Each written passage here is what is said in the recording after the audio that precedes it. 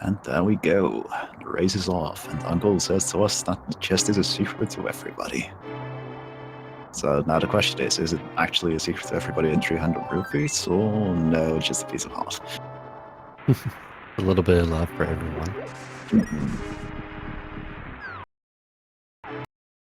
Oh, very That early is map check. the map check. We've got 3 crystals in the light world, with Tower of Hera being one of our 5 and 6 crystals. Those being, of course, the ones that you need to unlock the big bomb at the bomb shop to get to the Pyramid Ferry. It's also a little scary to see so many crystals in the light world because you have some pendant dungeons in the dark world that could take a lot of time to complete. But there we go. We got that Hey, we Kingdom were talking Samaria about that we're this. looking for. There we go. Yeah, that'll be fun to watch. I'm just getting some, and already got some kills out of the way. Yeah, as is Hugh. Looks like it's a very good idea to do this, actually, considering you have those 2 magic pots right there. And he's showing off really good Samaria strats already, just with how he lined up the blocks and just instantly killing the enemies, not taking any time on that.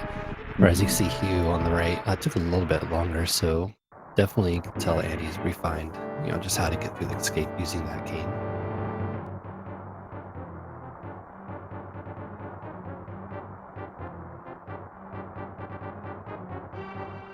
You can also see Andy moving a little bit off to the side here and there while he's walking up. There's actually a little frame-saving technique called pumping that he's employing there.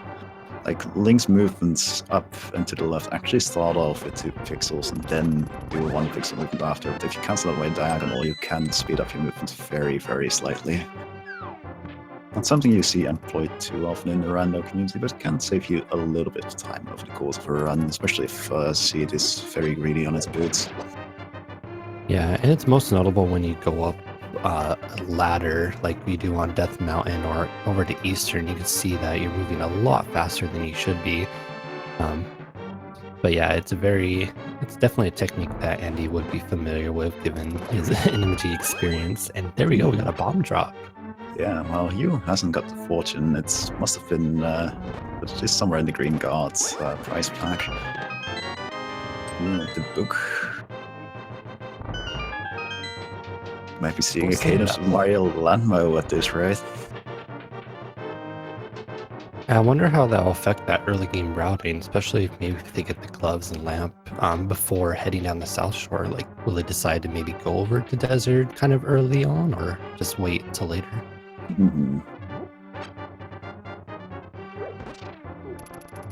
Yeah, I was expected the birds just opting to go with parts for killing the big key guards here.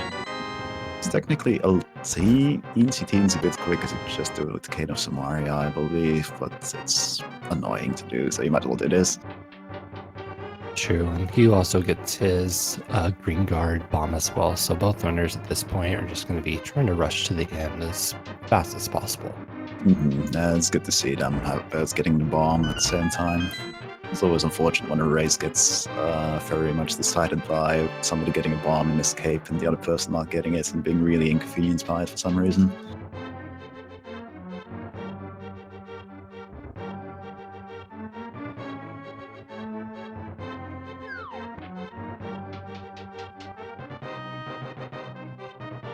Just making our way back out into the dark section of escape where you often can farm some bombs. So I'm wondering whether runners are going to bother with it at this point, because they've got a good amount of rupees from the 300 rupee drop they got in the uncle section of the escape anyway. And by the time they need more bombs, they could have just bought them, basically. Yeah, I'll be interested to see if they do farm that one spot. I mean, even just to, guarantee that you have bombs for Blind Hut and the well without having to run down and buy them, which would be a little bit of time save. But that's the best part about watching these races, just being able to see the different small decisions that these runners make to, affect how they're going to play later on. Yeah, exactly.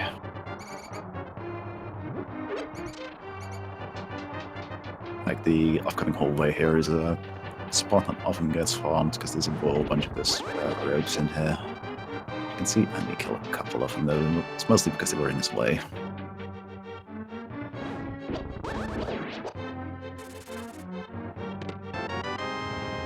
And just Well, 10 not bombs. exactly. Yeah, not exactly the bombs we're looking for.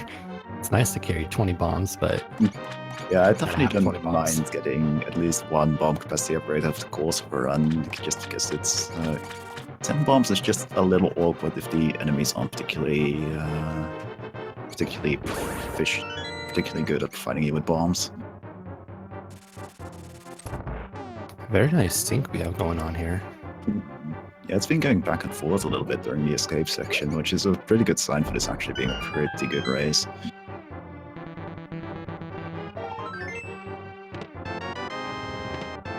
So even more bomb capacity upgrades. So a little bit unfortunate to see it so early when you actually just want to see that, 3 or 10 bomb drop. Also got the Serenade of the Book going on. Gotta love that error noise. Well, I mean, I wouldn't really expect a pug to be able to read, so I'm not too surprised. Final sync chest. Wow, okay, there we go. We get the 3 bombs in there, so that'll be convenient for our runners. That is that's very convenient actually. It's going to make it really easy to just route here into Eastern Palisades. Then we have Andy's map check. We already saw that earlier on the U side. And here we also have an opportunity for a split up, which is actually happening, it looks like. Or maybe Andy's just... No, he's definitely heading up just directly to the last of while you is probably going to check the Lumberjack Cave and check the street food along the way. Yeah, it's always a choice of whether or not you want to check this Lumberjack Cave early on. It could definitely affect your routing if you know that Agnum is required early on. But some runners will opt to not check it, but rather just kind of look at what items they get early on to determine if Agnum is required. And we saw there was just a few bombs. And Andy ignoring that early bomb drop, or sorry, that heart container right there. I'm kind of surprised he's skipping that, even for somebody of his skill level. Just taking a second there to pick up that heart is often worth it, just because you do end up taking damage, regardless of how good you are at this game.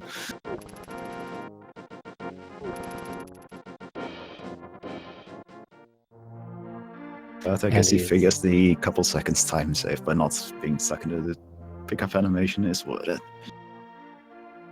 Yeah, well, Andy, we all know, is very experienced in this game, so maybe he's thinking, I'll just get these heart containers off these chests that I have to pick up.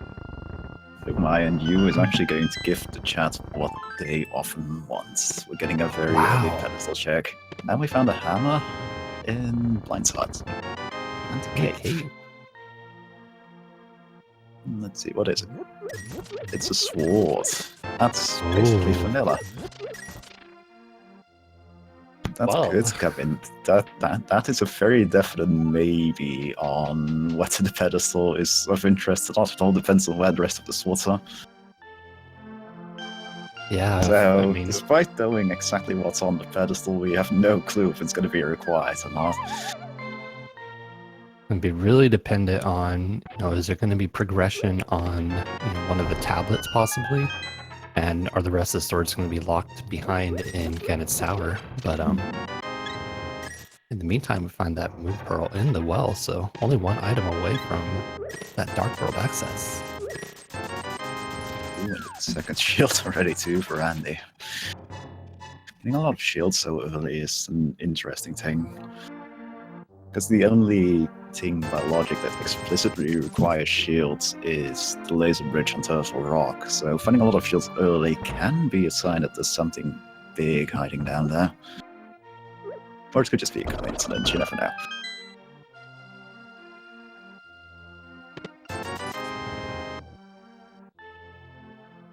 So I'm really thinking with that sword being on the pedestal, most likely we're not going to see an Agnum C despite having that cape already.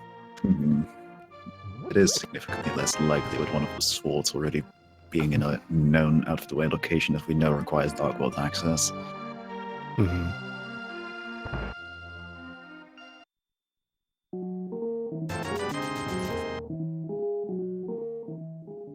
So just about to finish up with our Kakariko check. Just have the library and the race game to finish up. Good amount of items though, between the Moon Pearl, Hammer, and I guess the cape as well to some extent. I did not see what was on the library right there. There wasn't anything important, I can tell you that much.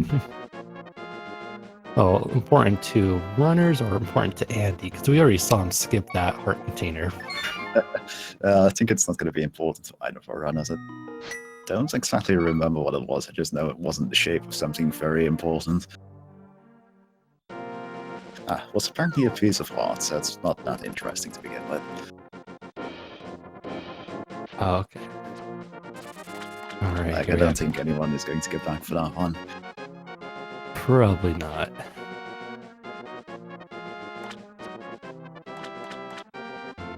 Let's see what is the dam hiding for us today.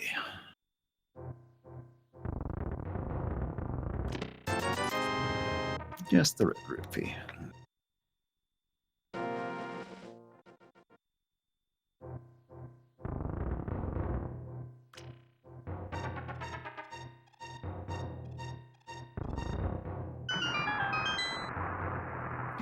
Let's see what the drained lake here holds for us. Could be something big. Or it could just be 5 arrow capacity. Well, we're getting to a location that often holds a bunch of items right now.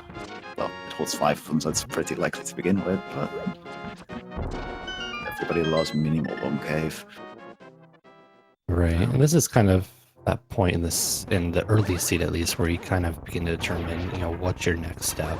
Everything up until here is just something everyone's going to do. It's Kakri, go to the South Shore. But we could see some divergence after this. Yeah, but they're just 2 locations that you're just gonna end up doing because they contain so many more items in a lot of other places in the overworld, so it'd be crazy to skip them. That's a pothole.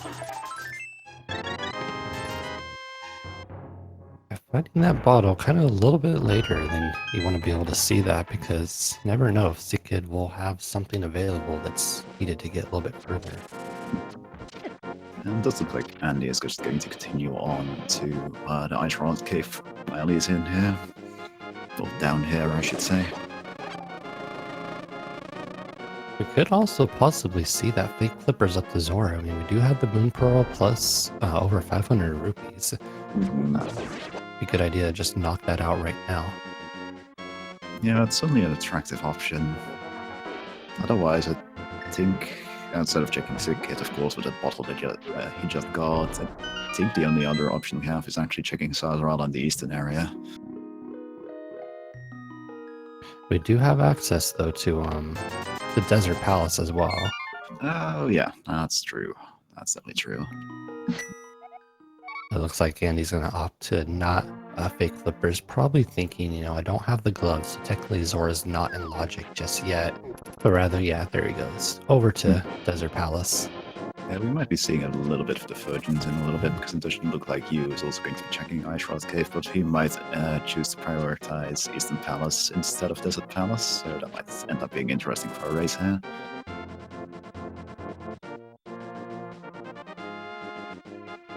Yeah, early on, it's better to kind of look at, these light world dungeons more so as just item locations as opposed to, required crystals, because, often, the sphere, I guess sphere 2 locations do have something needed to beat the seed, even if you can't actually beat the dungeon, at that point. But first, we're getting an Agonis Cave. Oh, fetch quest number 2. It'll be nice to pair that with the Sick Kid. Be even nice to pair it with Dark World Visit and the Mirror, but that might be asking a little bit too much. Yeah, that might be asking a little bit too much. There's that divergence you're talking about. Hughbliss going to head over to probably a little bit more item dense area over at the Sahasrahla and Easter Palace. Yeah, there's definitely arguments to be made for both things. Like, a lot of people would say that if you find an early book, you should just go straight to desert just because it's a very clear sign. But again, it's rando. The book could just be there just to be there, you know. It doesn't actually matter. It might not actually matter. The randomizer is weird and complicated, but mostly it's random.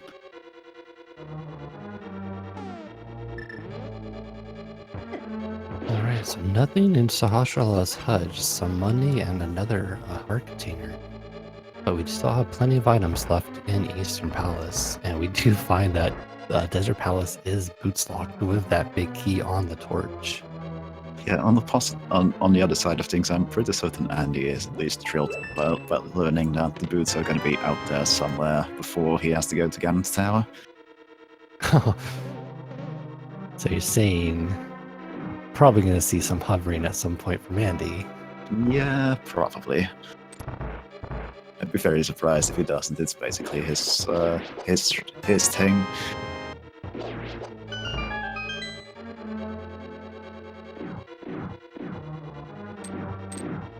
So definitely nice to get that knowledge that you do need the boots to finish Desert Palace as opposed to finding that out later. But fortunately, right now, not much or anything really given to kind of help progress the seed more. But we're going to get that shovel check right now, probably into Sick Kid as well. Yeah, I'd be very surprised if it doesn't do both of those. Andy definitely following the logic very, or at least trying to follow these as breadcrumbs pretty tightly as opposed to doing your normal, early game checks, which could pay off really big. He skips the other heart container. Andy, please. I mean, at this point, unlike the earlier one, he already is up to 7 hearts, so I can't blame him anymore now. Now it's just sensible time saving for somebody confident enough in his skills.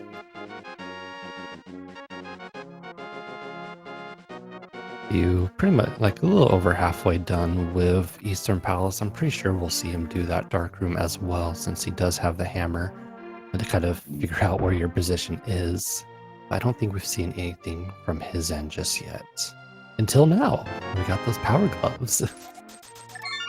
Yep, that's interesting, and it's a Dark World access right there. Unfortunately, bottle and shovel not leading to anything, and I believe that's 3 items we do have. That was definitely item number 3 already, so that's very friendly Eastern Palace when it comes to finding items. And looking at where he started, I think he is off to Hype Cave for this first check. Oh, 100%. If you can get to Hype Cave very early on, want to be able to do that. Just so many items in there. Well, nah, he was thinking of going to Desert for a little bit there, I think, but then he realized that he's Dark World access and he'd rather prioritize that. Right. Definitely a good idea if you don't have that fire access, or even boots too. But let's look at these pendants. So we got green pendant on Pod, red and blue Ice Palace, and Turtle Rock. And I believe the other red crystal was on Misery Maya. We've got the east side of the Dark World, all with pendants. What a fun little coincidence.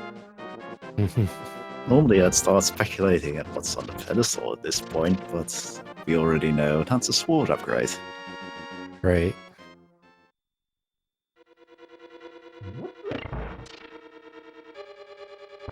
Well, we find our first item of the hash, the mushroom, as well as a significantly more popular item, the Titan's Mitts, too, at a perfect location. That is an excellent. Yeah, that's an excellent location to find if you decide to start here, because now you can just route to the west of here and then just go straight up to the village of Outcasts without having to bother saving and quitting. So Hugh definitely playing the early game a tad bit better than Andy. Andy's still, just barely on his heels once he finds those gloves, but definitely we're going to be looking to Hugh's side to kind of get an idea of, oh, there's our first sword. That's sword number 1. So we know one sword on Stumpy, another sword on Pedestal, and it's just going to come down to are those two other swords, are they locked in Ganon's tower, or are they going to be on the overworld somewhere? Yeah, that's going to be the question, but we might be with this fight as well for a very long time, because if there's one thing I notice, it's not too uncommon to have like two swords out in the world accessible before GT, and then the final two swords locked behind GT in some form of fashion. And in this particular case, that would mean, well, you'd be stuck with the fight the sword all the way until Ganon's tower. Definitely having that hammer will alleviate some of those concerns of not having enough damage for some of these bosses. We are at least safe from potentially the inconvenience of having to do Ice Palace, or Cold Star in particular, with the fight the sword. Definitely one of my least favorite boss fights. Next to Trinex, which is also a pendant as well, so kind of lucked out here if that ends up being the case. Yeah, the only thing they're really missing from the bosses you'd rather not do with the fight the sword Trifecta is the fact that you have to actually do Swamp Palace for a crystal. Here we go, Andy actually opting not to go right into the Dark World, but rather going over to set up a fake flip versus Zora, probably thinking, I got the glove now, so Zora is in logic, so things I need to at least get a little bit further in the seed might be up there. Yeah, I think he's just a big fan of trying to clear as much of the light world as possible before diving into the dark world.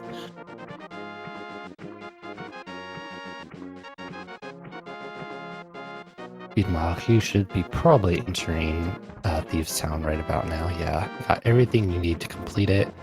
You got a sword for blind, doesn't matter what level it is. This will be a pretty simple clear for him.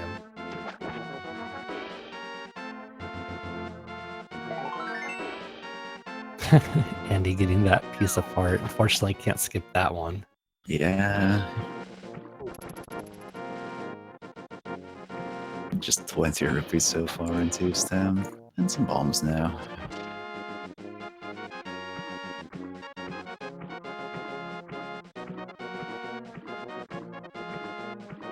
Alright, just the 50 rupees on the Lake Hylia island, so don't have to worry about that later. But here we're going to have a bunch of items coming up with that waterfall ferry, as well as Zora and the Zora ledge. Okay, just a piece of heart. I think that's 3 items already in Thieves Town, so this one should be the big key. Alright, pretty stacked early Thieves Town. Usually you have to go pretty deep in to find most of the items. Yeah, sadly the items themselves weren't much to write home about, but well, it's better to have them out of the way now, really. With the mitts showing up too. Okay, and there's just that red rupee on the Zora ledge. But yeah, with the bits showing up as early as they did, there's a lot of locations available currently in the Dark World that could have items there, so I'm not too surprised that we're not finding anything just yet here in Thieves Town.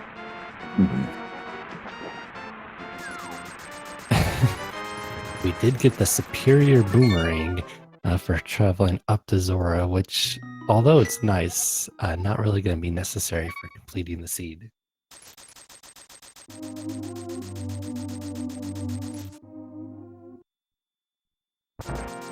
And Andy, it looks like, okay, I thought he was actually going to continue on with the sequence breaking and go up the Death Mountain, but it looks like he's going to head over to Dark World.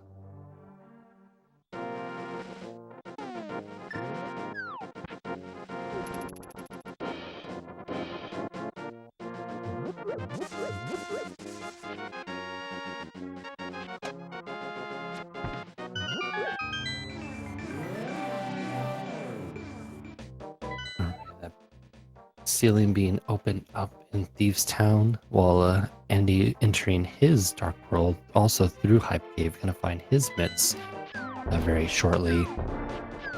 Unfortunately, he has all those early game locations kind of marked off, but we don't know just yet if imhughbliss will have to actually go to any of those locations depending on how the seed item layout turns out to be. I was actually rather impressed by you. Like, he accidentally left the room before the ceiling itself was blown open, but actually noticed it instead of clearing the dungeon first, so good on him. Yeah, that could be a little bit awkward, especially if you're doing it like no major glitches where you just literally leave the room right as it blows up. So good job on him.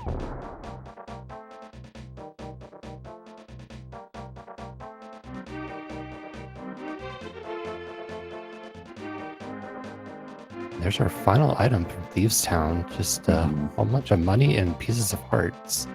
Yep, we can't even check the big chest even if we wanted to, because it appears to be containing the small key you'd require to access it.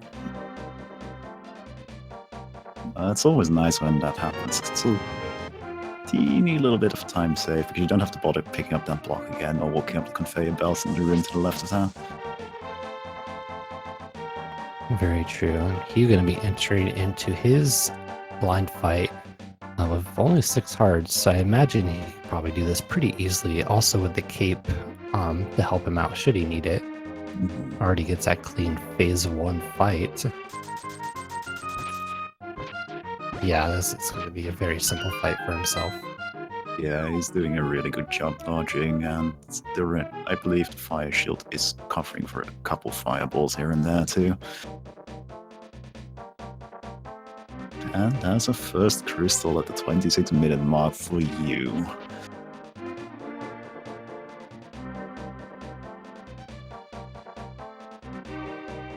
So at this point, they do have quite a few options. Technically, lamp or flute are locking access to Death Mountain, but you definitely still get up there. Have the cape for the bumper cave coming up that he was probably going to right now. Well, Andy is actually checking the hammer pack cave, which I don't think we saw before. Yeah, we didn't see Hugh do that. Maybe he's looking to route that in with doing the blacksmith at the same time. And there's a third shield already. So Andy opting to pick up the mirror shield, but skipping all those heart containers. Kind of curious on the logic on that. I mean, if he's expecting to have to do the laser bridge, it's actually a pretty big...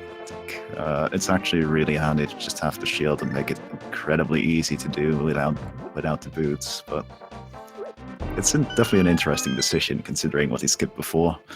Yeah. So I know for a fact that he can do laser skips with or without boots without any issue. So that definitely, finding the shield there, whether or not you pick it up, does, kind of suggest that maybe there is something on Laser Bridge. We already have Kena Samaria.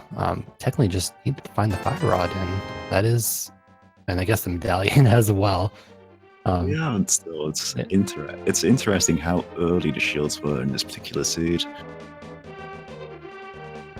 On the other hand, we've also had the cape for a while, and that's also considered enough for the laser bridge, so...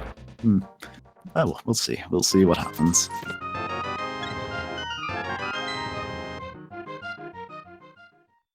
You head into the back of, or at least, I guess, the midway point of Skullwoods. Can't yet go to the back yet, because he doesn't have that fire rod. But it is a good idea to just route these locations in, instead of putting it off later in case it does have something you need. Which could be something, the big key. It's a vanilla big key. We're still looking for at least one item here in Skullwoods, and, well, it's continuing to be vanilla, and then we might find the fire rod here and then be able to clear the dungeon. Who knows? Anything can happen.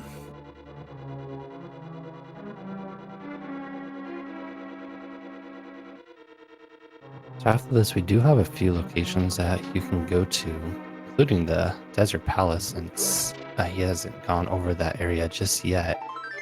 But unfortunately, Skullwood's not going to have anything. He's actually going to skip checking the bumper cave. I don't know if maybe that was just an error, because that would have been a great time to go ahead and run over there. Yeah, I imagine he's going to check up on some of those other locations we've seen skip before now. Looking at what he's doing, I think he's making his way over to Dead Mountain. We actually can't do all that much just yet. Yeah, until Safety we of find man. their mirror. Yeah, we can check the old man and check Spectacle Rock Cave, but that's about it really. Oh, we can do Spike Cave, of course.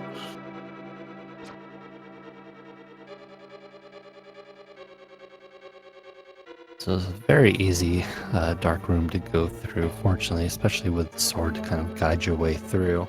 But still, Yeah, but you can, for the most part, just hug the walls and you'll make it. Like, the only tricky bit is the bit you have to navigate around, but that's not too tricky to solve once you take a few attempts at it.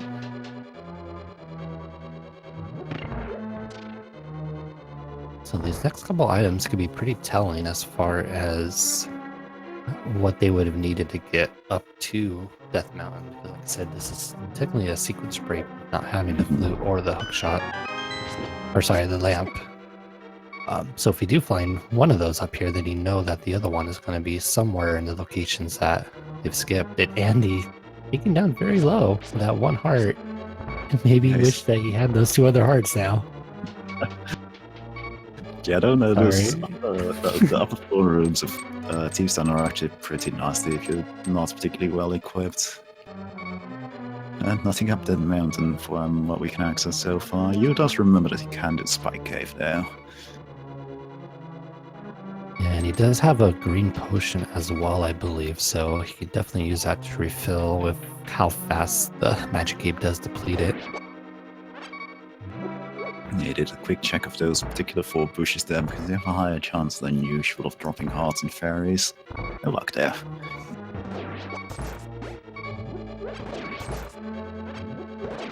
Make sure he does. Okay, good. Yeah, then make sure you do that before back to 1 heart because it does have to take that additional heart to. Oh. Oh no. Oh no. Wait. He That's tried to really pick it up unfortunate. before. Yeah. And one thing you can actually do in that situation is behind the torches spread around Spike Cave are actually safe spots. So if you hug the back end of one of those torches and just stand there, you don't take any spike damage. That's the best way to use Green Potion to refill your magic cape or whatever. Actually, did not know that. That's actually really interesting. I'll keep that in mind for next time. Alright, Hugh heading over to Desert Palace, gonna find out about it also being boots locked. But after this, what do we really have left? Just Bumper Cave? I guess the Yeah, we have blacksmith. Bumper Cave, blacksmith, purple chest, technically, and whatever is in Spike Cave. I believe that about covers it. Yeah. Spike Cave technically isn't supposed to be available to them just yet, but that is still a location that can have something. But yeah, hopefully, not checking. Oh, here we go. Andy's gonna head over to that Bumper Cave. Hopefully, whatever was here does not kind of burn Hugh a bit.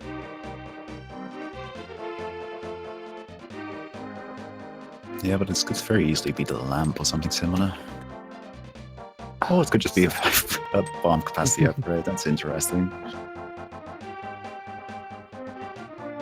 That's looking. We're looking for. Yeah, it's looking very likely that we have to do these smiths right now without any without the mirror. And looking at the items they have, I expect the next major progression item we'll be finding is the flute, actually, because that'll unlock more than the lamp. Yeah, that's very true. There's also the option of having our runners have to dive into Palace of Darkness, even though they don't have the bow yet.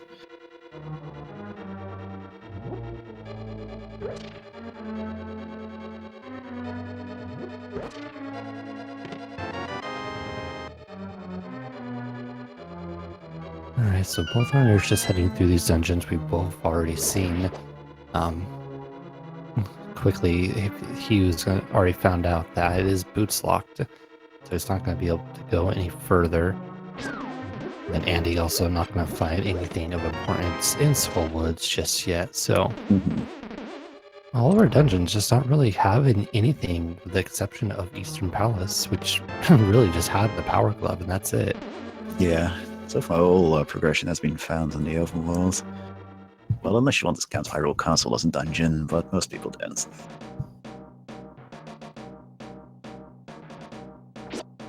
So Hugh, knowing that now there's nothing else he can do in Desert Palace, so we'll see if he decides to go over to that eastern part of the Dark World, check out the pyramid, go over to Pod. It's the next big location to go to. Of course, there's also the temptation of the mushroom with possibly fake powder. In fact, use magic's perfectly set up for that right now, it being empty. And true. of course, the actual item from the witch itself. He is at 0 magic, so easily do that.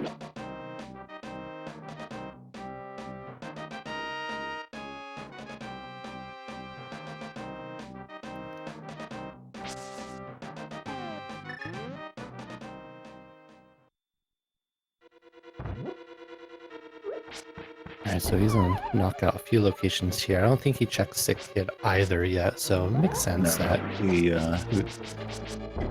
he's safe doing all these overworld chunks for later, which makes perfect sense with what he found in the Eastern Palace. That's really where that smart routing comes, into play. You want to be able to put off these really just one-off checks as much as you can until you could chain a whole bunch of them together. I'm not surprised to see that, from Hugh, because those kind of small routing decisions do really add up, in time, and definitely for someone that is 3-0 in the tournament would expect that. But it doesn't look like he's gonna do the powder, but rather go back in the Dark World. Yeah, he's probably going to check the bumper cave now. Going to be disappointed, sadly, because, well, there's just bomb capacity up there, but he has no idea to know that until he actually goes up there. Both runners kind of on even ground right now, and Andy a little bit further ahead with at least going to locations that could possibly have something. Hugh just behind him with, looks like he's gonna go over to the hammer pegs and get his blacksmith.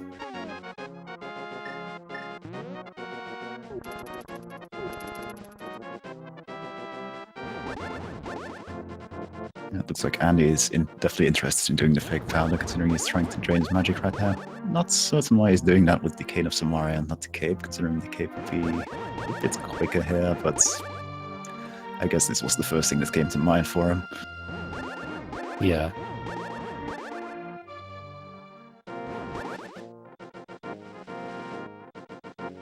Interesting to see what this has, because that's also a lot of sequence breaking going on in this seed.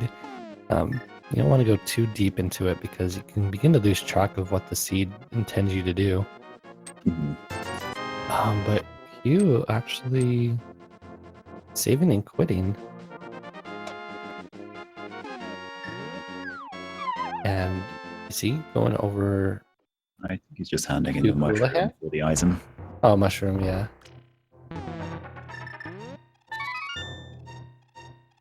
There is that powder glitch, and he's showing us off. Oh my! Wow, that is indeed an item. That is a major difference maker here, because the mirror is one of the items we were definitely looking for, and will open up most of that mountain for us in one fell swoop. So that really begs the question: is where is the powder at? Because it has to be pretty early on if such an important item is right there. No, that's not in its vanilla location, I can tell you that much. Yeah, I was waiting for it to show up right there. Wow, that's really big. And you gotta have. You is actually reminding me of another location we haven't checked yet, and that's the catfish. Of course, he can't reach it from this, from the light world here, but it is in this same area in the dark world.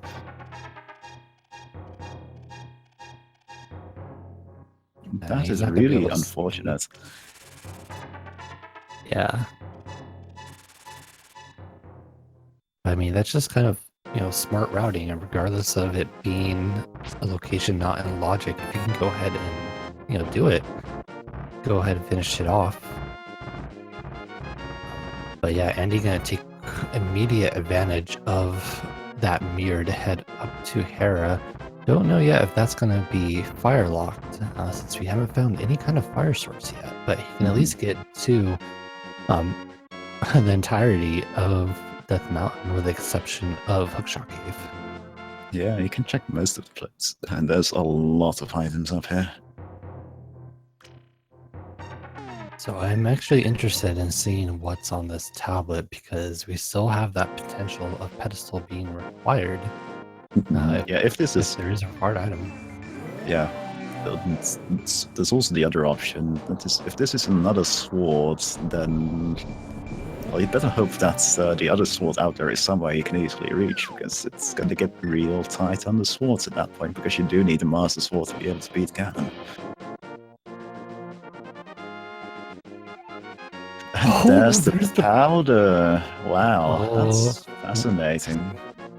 So we're looking at our pendant dungeons: Turtle Rock, Ice Palace, and Pod.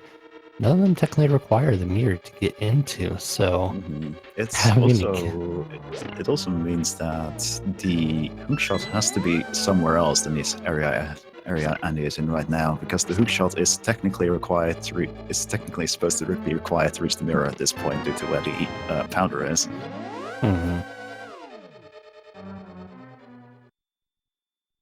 This is definitely a very interesting seed.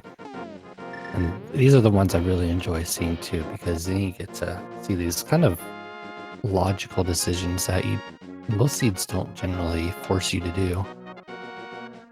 He's gonna head over to his east side of the Dark World, while Andy continues to go through all this to see what else he can find on Death Mountain. Yep, we're going to get a look at what the Turtle Rock Medallion is going to be.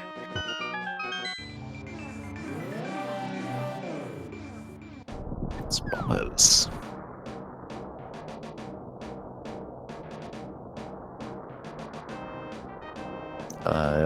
It's also interesting to note, and do forgive me if I'm wrong, but did Andy just go into this dark side of Dead Mountain without checking the light side first and without having the mirror? He has a mirror. Wait, oh right, he does have. I'm a bloody idiot. I was so distracted by him not supposed to having the mirror that I completely forgot that he does actually have the mirror. That's how he got here in the first place. Ooh, we find the fire rod of catfish though. That's fascinating, because that's a really out of the way location. So maybe Andy's trying to find, the boots at least to, be able to check that first chest in the Hookshot Cave, because we already know that the Hookshot's not going to be up here in any kind of capacity.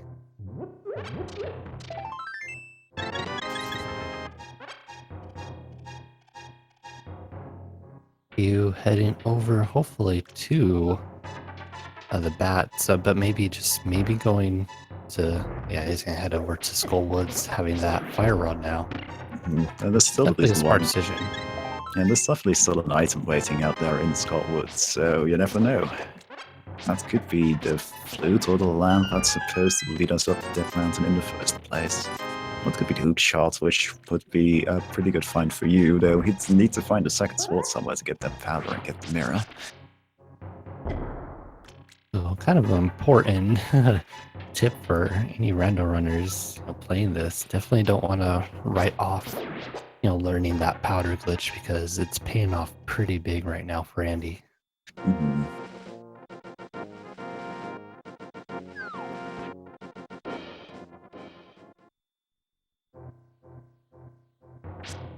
I have to wonder though, when would Andy actually go over to Catfish? I have to say that with what he has access to right now, it all depends really on what the item you find locked behind the fire rod here is. Because if it's the shot or flippers or something, it could be something relatively early. If Andy finds one of those items soon and gets access to a lot more of the seed, now I could go right away.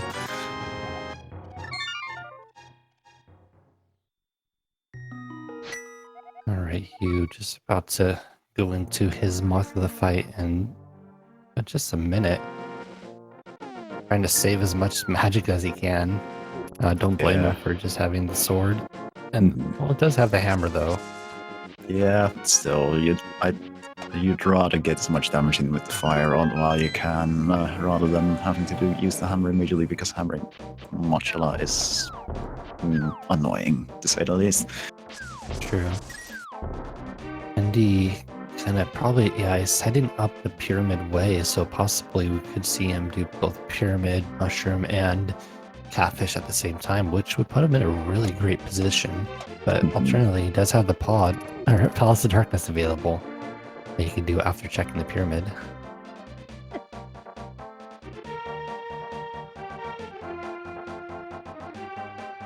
Be a little careful. It does have that potion, but you don't want to forget to use it before you get hit by Mothula again. But there you go. Pretty easy fight with that hammer and the fire rod.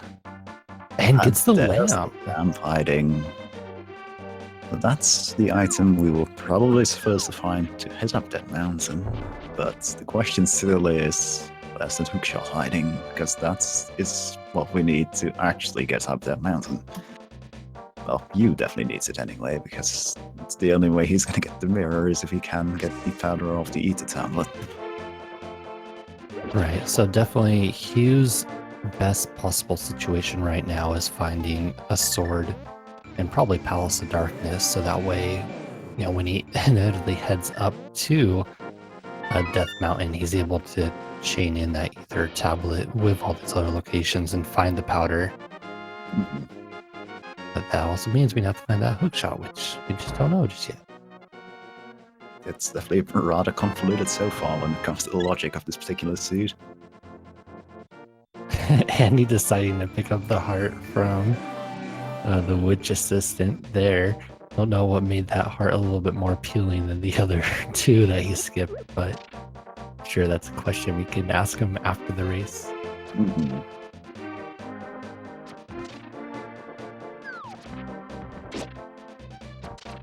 Alright, so Hugh heading over to Palace of Darkness. Pretty item-dense location, and one we haven't seen just yet. Yeah, Kind of given pretty much has to have something good at this point. And then Andy gonna pick up his fire rod and probably head over to Skullwoods as well before he hops into Palace of Darkness. Or not, he's gonna go over there. He might just be opting to route through the... Oh no, wait, you can't route through the North of the Dark World through here. Yeah, no, he must be headed to the Palace of Darkness, if anything, if he's going to this route. Yeah, I'm not sure, you know, which one is technically faster going, you know, all the way back down from Catfish or saving and quitting, but if anyone would know, it would be Andy.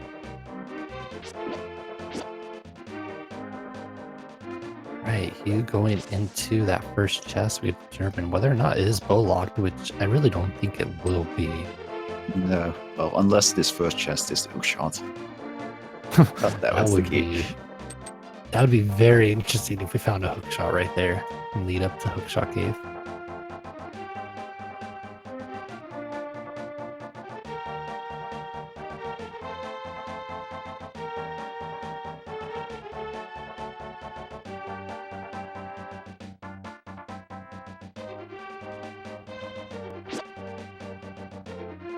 Alright. It'll probably be a little bit of time before we actually find an item, just given how we just found the hookshot. Oh my god. Yep, I was waiting for that one to appear at this point. Well, I was just about to say about how there's a ton of keys in the front of Pod, but definitely the hookshot does lead to a lot. So definitely we'll see Hugh go up to Death Mountain, I imagine, right after this. Yeah, I hope for him that he does find another sword in here so that he can just immediately get the powder and hopefully check the paths shortly after that. It'll be kind of nice if you know, Hugh does find the sword here too, because he can also route in Hera at the same time, having the fire source that Andy did not when he went up there. Granted, he has the mirror, so you know, Andy can get up there pretty quick, but it's still convenient to be able to do that all in one go. Yeah, well, it does seem very amenable to you going to the back of it, so there might be something else hiding here.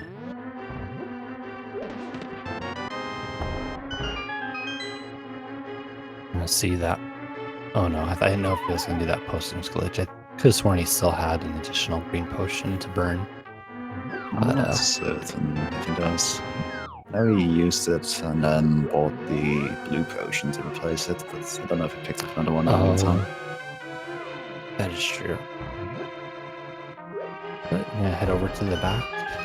And he does appear to be going for that particular trick though, and he does still have that green potion from before, which is probably why he didn't refill his magic earlier.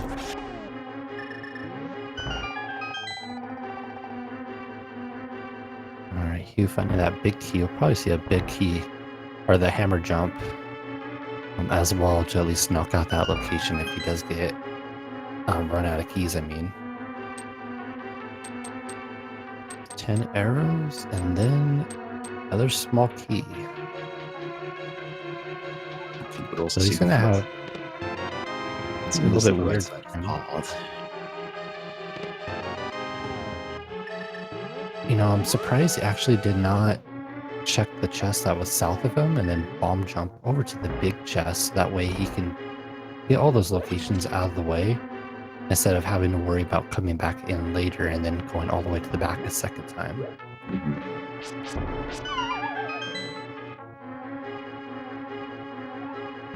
So since I see some people wondering, the little trick Andy did there is basically caused by blocking the camera through just drinking a potion while walking left and then not going far enough left for the camera to properly lock. It's real bloody weird, but it makes doing this real easy. We just found the E medallion in Hard as our final item there. Interesting. So we haven't seen Meyer area yet, just yet. We don't know if that could be the required medallion for there or not. But Hugh's gonna find out pretty soon that he needs that the powder's gonna be on the ether tablet. I wonder if that will possibly point him over to the bat as well instead of having to wait, to find a master sword and get that item.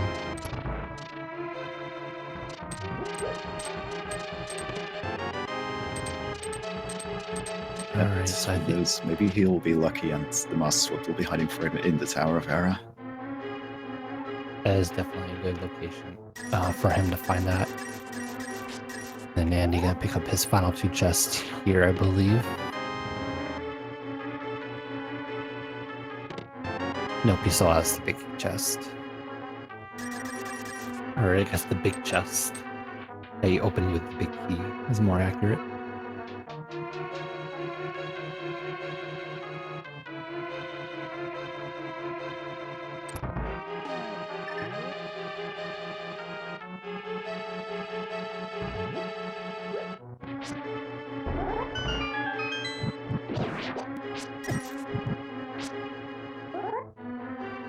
So what is Andy's next play after this?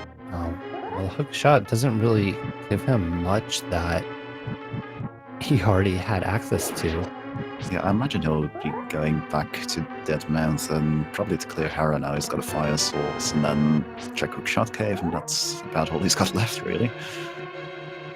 So definitely something we could find in Hera, possibly, maybe like a medallion. We could see was it Bombos was required for Turtle Rock. That could be certainly on the table pretty soon. We're also it's also rather likely that we'll find the Flipper sometime soon, considering that'll give us access to both Swamp Palace and Ice Palace, and Swamp Palace is required. Yeah, so this is a very intriguing seed. Usually seeds try to front load you with a ton of items and just kind of open up the entire map in V29. This one's been a little bit more, we're going to give you like 1 or 2 items at a time and still keep the majority of the map locked. You're going to find that he does need a master sword to pick up the powder, so hopefully, that makes him think about the powder glitch later on when he returns to Kakariko.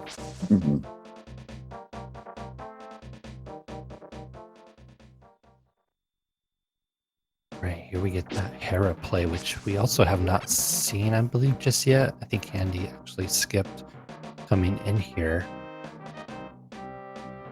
And you get that small key, which could point to, that coffee break that everyone likes to see.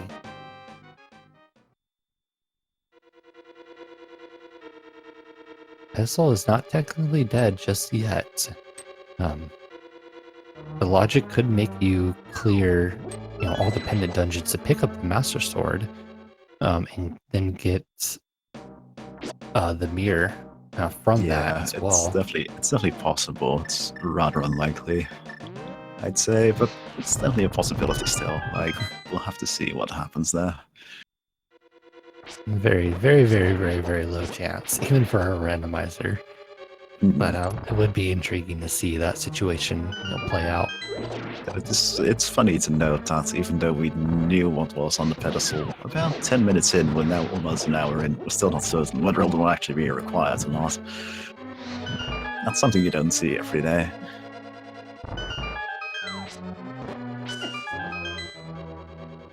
Alright, Andy about to head into his Hothula fight as the bunny pug.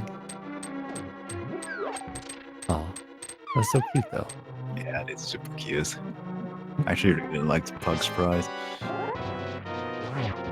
He's thinking about taking a death warp there, but... Oh wait, no, there he goes. He just goes to the Moldworm since they do a full heart damage. And you gotta be a little bit careful. I believe he doesn't have any potions, but I think he's okay. He is playing it really carefully at this point, though. It's interesting to know that he's just opting to use the fighter swords. That I guess he just doesn't like the chances of hitting Mochla without getting hit back with the hammer. It does pay off as he does clear out Mothula and get that lamp.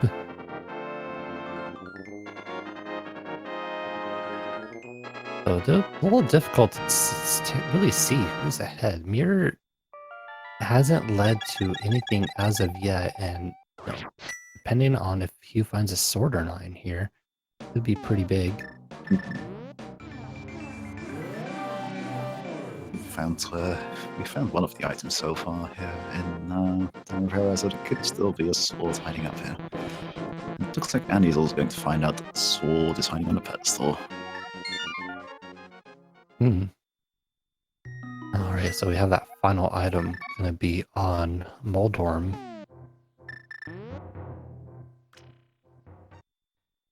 And Andy's gonna, head up to Hera as well to clear that out.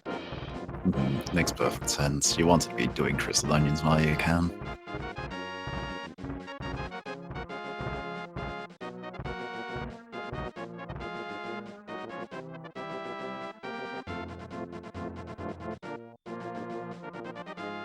Alright, Hugh entering his Moldorm fight. Has the hammer out ready to, kill him off pretty quick, but not really being very kind with his movement too much.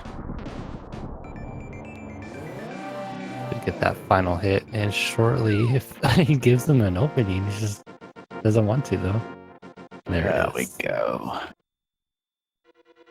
Good job, Hugh. And just the arrows right there, so... Yes, I imagine... Shot cave. I wonder if he'll head into Spike Cave as well. Oh yeah, we still have that. Yeah, we do still have that open, and unlike earlier, it is actually fully in logic at this point, considering we do have the lamp to reach that mountain in the first place. So I think in the entirety of all the dungeons we've gone into, the only items we've actually found are the hookshot and the power glove. So overworld definitely being pretty heavily weighted in this seed.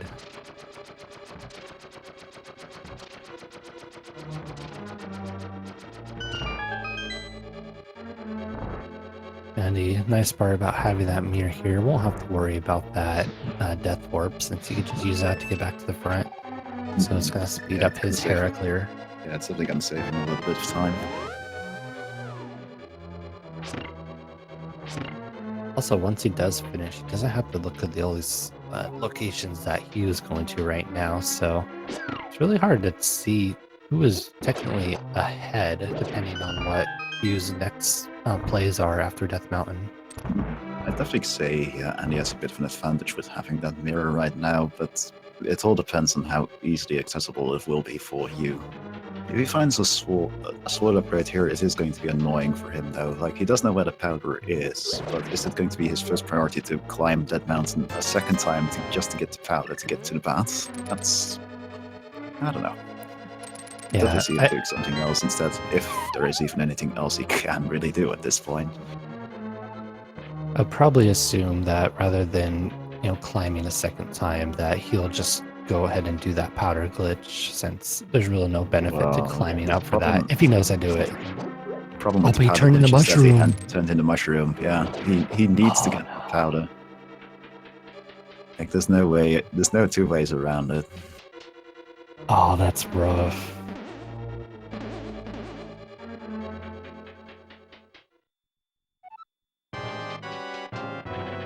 Well, Andy has basically no reason to go back for that powder unless he really wants the safety. And even then, he'd just pick it up before Ganon's tower in all likelihood. Yeah, I don't think we'll be seeing that picked up, given what he's shown us with the Harkateeners so far. And here we go, Shot Cave. Nope. Bottle. One more chest. And wow! So that's our Turtle Rock access, for which you would have to climb that mountain again to get into Turtle Rock. Oh my. Making good use of that mirror shield there, though. So Andy gonna head over there. I wonder, he'll probably head into Turtle Rock as well, because, like I said, that mirror shield can really be suggesting that something's gonna be on that laser bridge. Rocks, why are you so annoying? But yeah, this is going to be where the mirror is actually going to be a major time save, because if our runners do need to go into T-Rock, Andy is just a mirror away, while you has to actually go back through the mountain, through the old man start, etc. a second time. Yeah, that just that one decision to do the fake powder very early on, and you see just the effects of it now. Really helping Andy, do this a lot quicker than Hugh. Plus, we still don't know where there's another sword.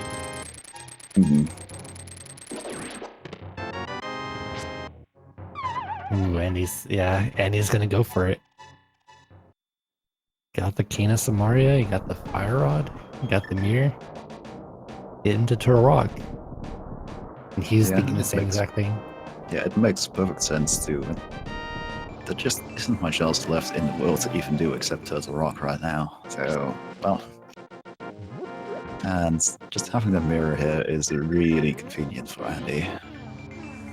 Because in the time it took him to check on Shot Cave and get over here, like, you was technically ahead before that point, but now our positions have swapped around. Oh, item in the Mimic Cave would be absolutely miserable for you. Yeah, that would be awful. I hope that doesn't happen. It's already going to be annoying enough for him to get the powder, to get to the powder, to get the mirror off the bat. So having to also go back to Mimic Cave at that point would just seal the deal.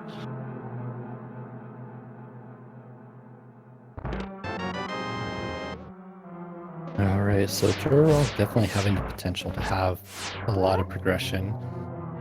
More so than every other dungeon right now, because there's not much else we have left. We're looking for a flute, we're looking for flippers, bow, ice rod. Well, not really ice rod, I guess, but still a lot we need for go mode.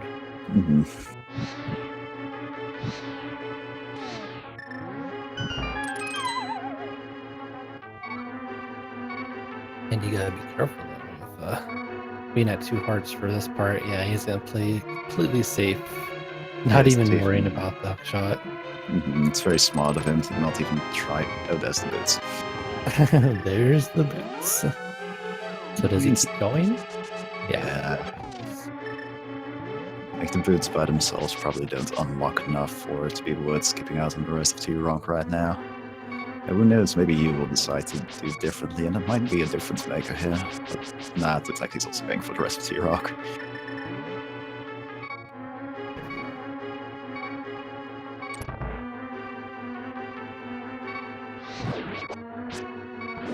Chat pointing out, just what the boots unlocks for Andy specifically. So we'll see whether or not there are any situations that are preferable for him to hover besides just hold on to, which is going to happen probably. Yeah. At this point, considering they already found the hook shot, the hovering for Andy is actually mostly just going to be vanity. I don't blame him for doing it. It's swag. It's something he can do. Why not? But it's not going to really make a difference in what our two runners can do in this particular seed.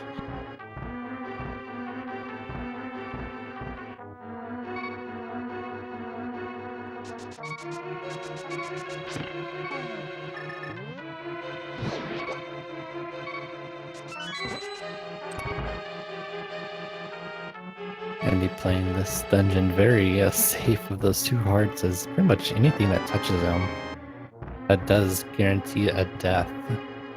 Yeah, like the only enemies in here that wouldn't just kill him in one hit are basically the anti-fairies. Anything else in here does 2 hearts of all damage in green mail.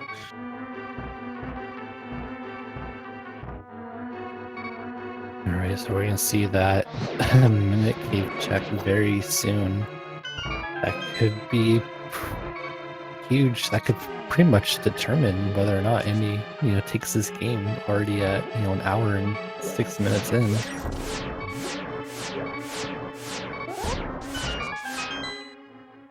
Yeah, in that regard, I'm hoping it's a heart container. Also because Andy keeps skipping heart container, so it's funny if it's a heart container just for that reason.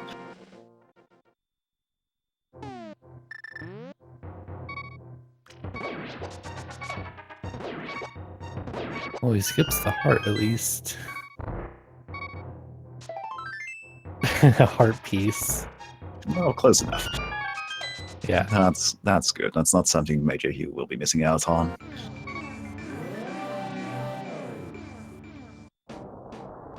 Wonder if he'll take maybe a death warp right here. No, just gonna continue in.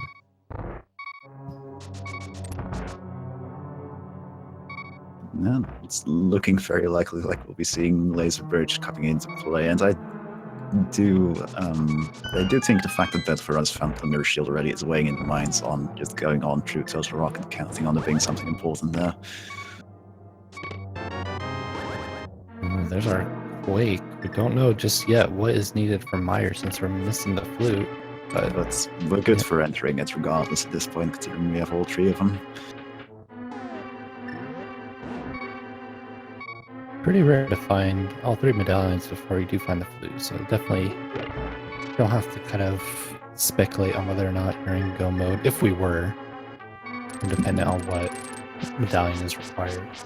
Who knows, we could be, if we're really close to go mode, we could find the bow and the flippers right here, and the flute.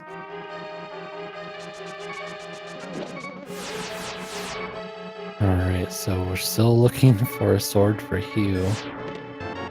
Okay, well we get, one item that we knew was going to be here. Don't want to see the map. Don't want to see the compass.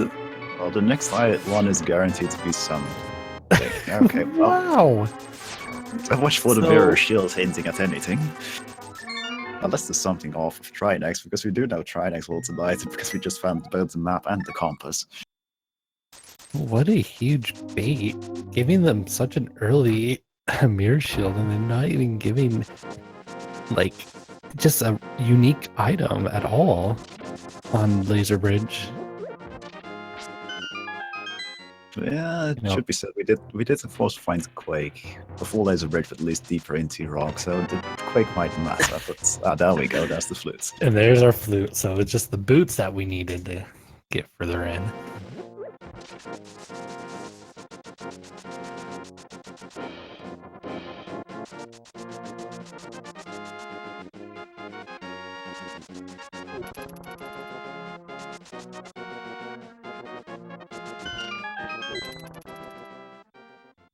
The real what still baffles me is that we're still at a point where we know the powder is needed to get the mirror, which Andy already has because he fake powdered, but where is that sword hiding to even get the powder in the first place, considering that's on the Ether tablet?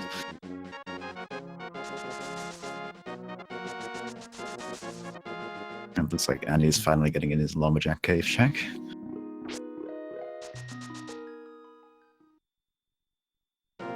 Now Hugh gonna go ahead and open up, pull out that flute, and then probably head over to Desert Mire area as well. It makes perfect sense to clear both those dungeons out right now. Because the flippers has to be hiding somewhere in that area.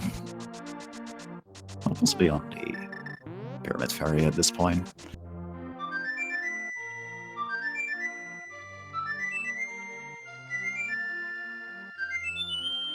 So even if right now we are looking for another sword upgrade to get the powder, we still need another sword for Ganon as well.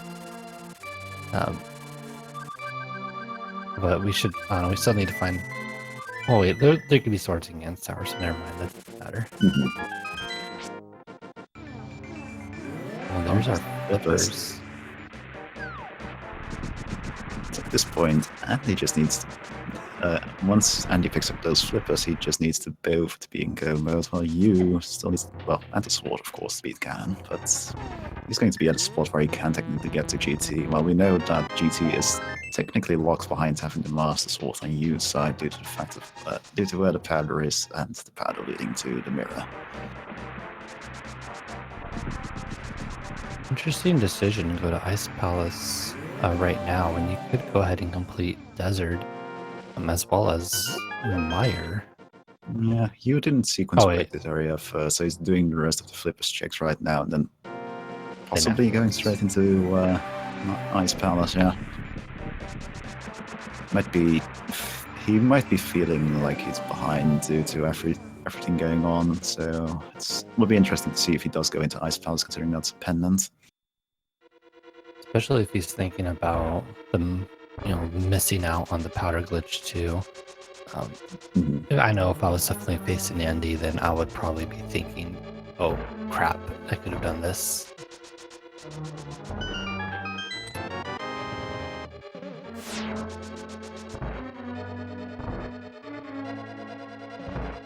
And for everyone asking, Mirror is currently not in Logic. Andy did do the powder glitch at the bat to get the mirror, which is locked behind the powder, which is on Ether Tablet, which we need another sword upgrade for, which is on pedestal as well. So if we don't find any other sword upgrades anywhere, then technically this was a ped required seed. Yeah, and that would be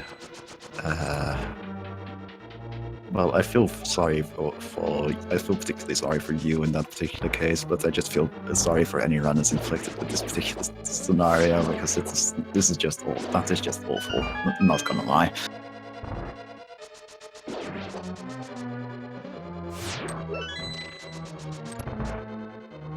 Alright, Andy gonna head into his Lamb Mold fight. Take pretty quick work of it, with that fire rod.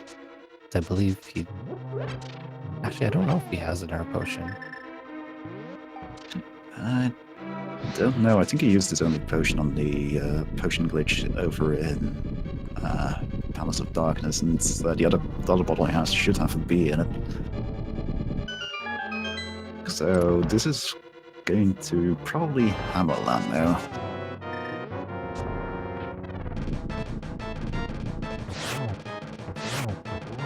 not a strat you generally see just because you can use a fire rod, usually one cycle ammo.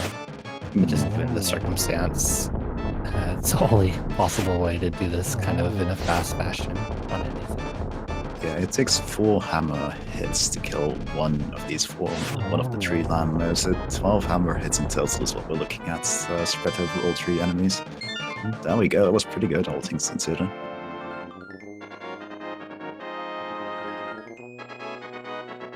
Hugh does not have the mushroom anymore. Obviously, we keep it on the tracker to mark that he picked it up, but it is not in his inventory itself. And he's gonna head straight into Mire as well. So just clearing out those dungeons as fast as he can. And he will kind of be in the same position for a while as well, so he doesn't need the mirror just yet, technically, to finish these crystals, but once it's just Swamp Palace required, I can see that Ice Palace dive. Yeah, a lot of things could be happening. In the meantime, if the bow isn't hiding out here in Misery Mire, we might be seeing that extra bomb capacity and those 24 bombs by the runners have being made to come to use pretty well against Vitrius.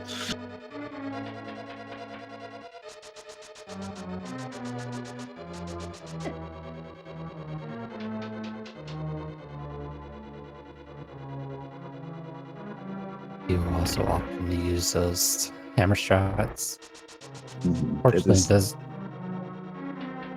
Yeah, actually landing those hits with the hammer is, well, it's the hammer. The hammer's hitbox is really odd, and it's just hard to work with, so trying to land something on a moving target like the landbows is trickier than it looks.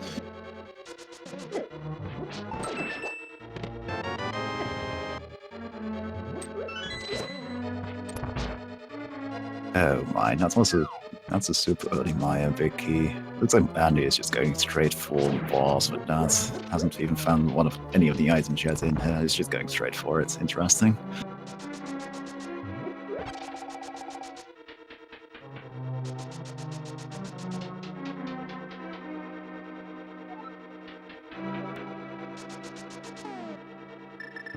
He gonna...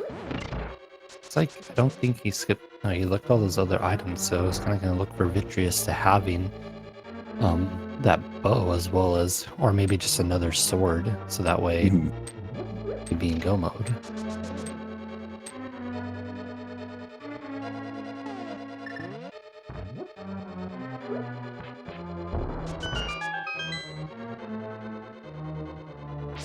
Oh, and Chad pointed out an interesting thing. We could see the rare Vitrius bomb strat. Yep, that's going to be fun to look at. It's 23 bombs, and it's definitely the best weapon in Andy's arsenal for the first phase of Vitrius. So I'd like to think that he didn't just leave the bee there so he can fill up the 2 bottles, but rather left the bee there in hopes that they would give him his mushroom back.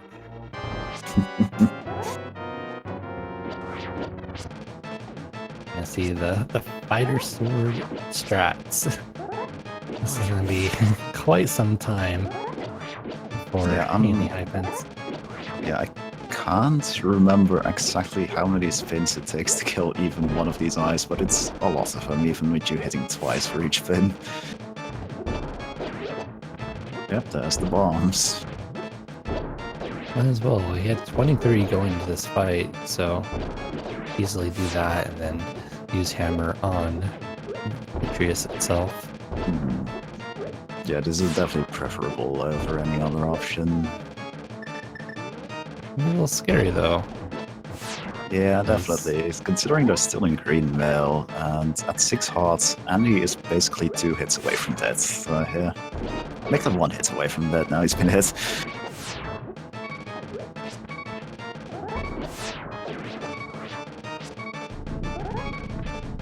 And, for those of you wondering, we're definitely going to rib on Andy a little bit for skipping those 2 heart containers if he does die here. but he's making really quick work of this Vitreous. A He's little playing it a hard to little time it. careful. Yeah, he's playing it a little bit carefully because he could be more aggressive on this, but one hit away from that, it's not worth being more aggressive. You just want to play it safe and get that kill out of the way, and there we go. And it's just for half. So you know the actual two items in Misery Maya are hiding somewhere that isn't the boss. The question is, will Andy go back for that, or will he go for the newly unlocked Pyramid Ferry first? Yeah, definitely go back in there. Probably took quite a little bit of willpower to go back in, given that every dungeon's just kind of been really empty with progression, especially after the laser bridge fiasco. I'd be thinking twice about committing a lot of time for chests that are kind of in the back of a dungeon. Yeah, but on the other hand, you can't let things get like that get in your mind in rando, because again, it's just the randomizer, it's just a computer program. It isn't malicious, even though it really makes you think it is sometimes. Very true. That's interesting. Andy Andy needs a key from somewhere. I guess there must be a key in the big chest. Correct. So since he went straight to go mode, he used all his keys Oh, that you and would there normally we use. go. One of the items in Misery Maya was a sword. So we've got the Master Sword on Hugh's side now, so that is going to be key for him.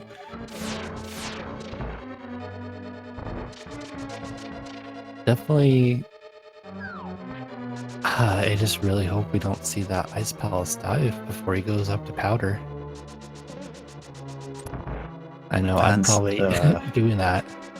Yeah, as some people in chat are pointing out, with that Master Sword having been found an hour and 10 minutes after we first saw there was a sword on the pedestal, we now know for absolutely certain that the pedestal is not required to see it.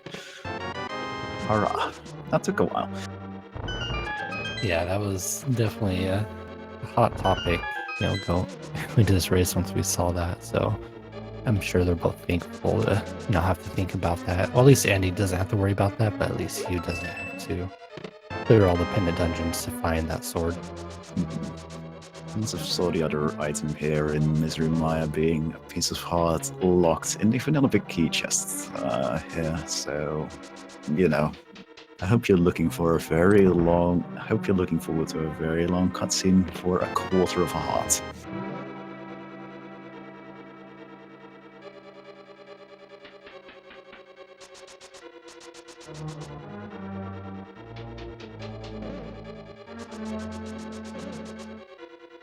Anyway, for Andy, the next location to go to after this is rather obvious. He's probably going to go straight into Swamp Palace, but it's going to be interesting to see whether Yu wants to go back for his powder to check the bats to get the mirror, or if he's going to dive into Ice Palace instead. I'd personally, in his shoes, be more inclined to go for Ice Palace just because there's more stuff there, but we also know that at least when it comes to the mirror, the right answer is in fact going all the way up to the Ether Tablet to get the powder, to get the bats, to get to the bats, to get the mirror.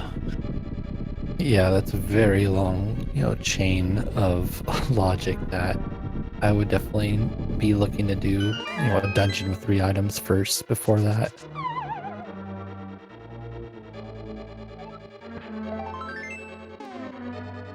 So he going into his Vitreous fight will have unfortunately, the Master Sword for this will make it a lot easier to deal with. Yeah, he's actually making good use of one of the weirder properties of the cape.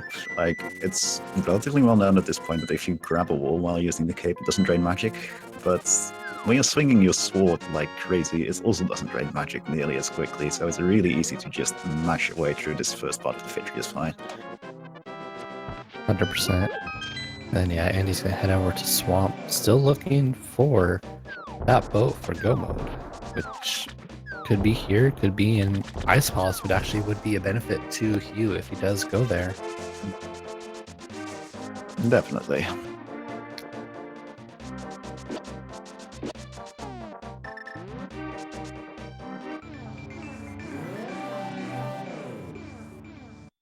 Alright, we are gonna get that Bombos check, which we did not see just yet.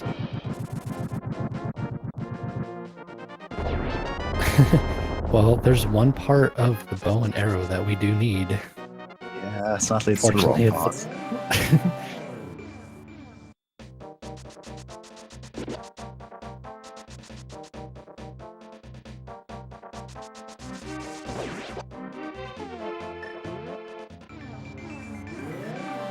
Alright, yeah, you gonna go up to the Fat Fairy check. Or, yeah, he's like, wait, I need to go right or do I need to go left here? Yeah, this does make perfect sense in issues. Who knows, he might be lucky and find the bow here.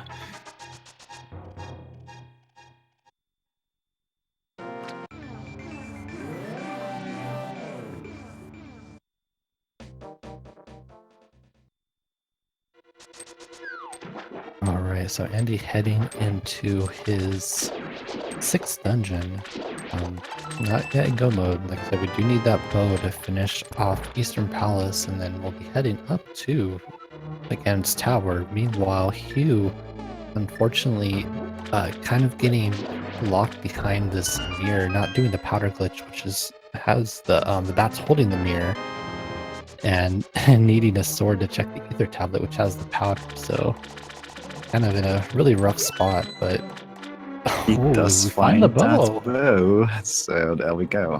He is just that mirror away. It is in the least likely location to check for him. And I would expect Andy to probably go ahead and go straight up to Pyramid after Swamp as well. Just given that he's already in the area, so things are looking really good for Andy right now.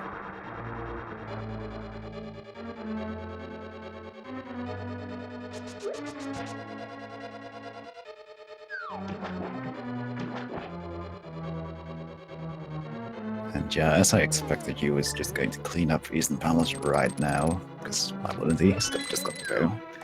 Be interesting. It will definitely be interesting to see where he goes next. Like, the race is basically hinging on him going to get the powder off of the ether tablets to get the mirror off the magic pad as soon as possible. Because Andy is almost certainly going to check quite a bit of Swamp. Not certain if he'll go for the full clear or not, but he's definitely going to spend more time here than you will be once he is in this particular position. Now, it'd be nice if Hugh does opt to go up to the Ether Tablet and then be able to go mode Swamp. Since, actually, I don't know, Andy may just decide to leave. One item needed from go mode is generally the reason to skip left side of Swamp. Definitely.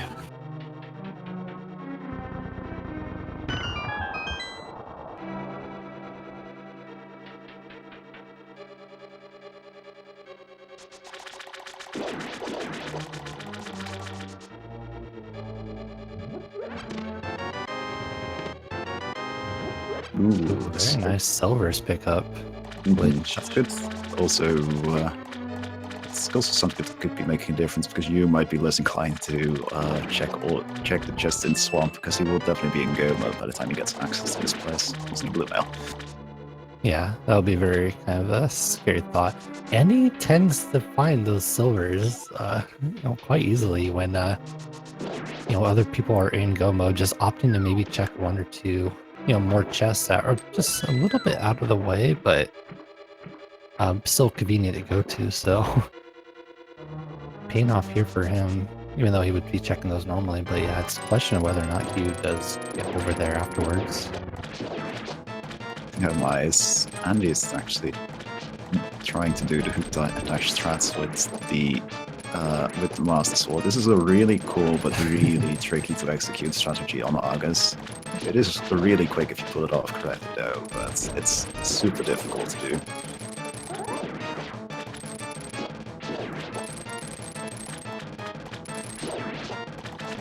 Alright, just clear him out. We'll have to use the Fire Rod, which would be pretty easy to hopefully two-cycle him here. There we go. Alright, now it is up to Hugh, and he does head over to Ice Palace, unfortunately. So, this really is looking like Andy's game, unfortunately, with that powder glitch paying off so big that Hugh doesn't know that the meter is there.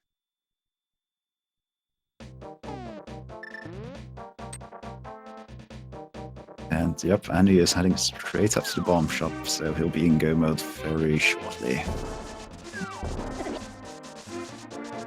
At that point, he just has to quickly hop back into Eastern Palace and clear that, and then he's off to Ganon's Tower.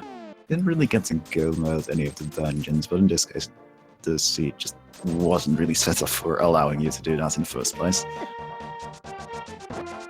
Let's get that nice little damage boost. Normally you can't obviously dash with the bomb, but if you do take damage and dash immediately afterwards, you can actually, and then he shows another application of that using the hook shot, and go ahead and get through with the bomb and not just walk everywhere. It's really nice. It's much better than having to slowly walk that way everywhere. Walk that thing everywhere, I mean.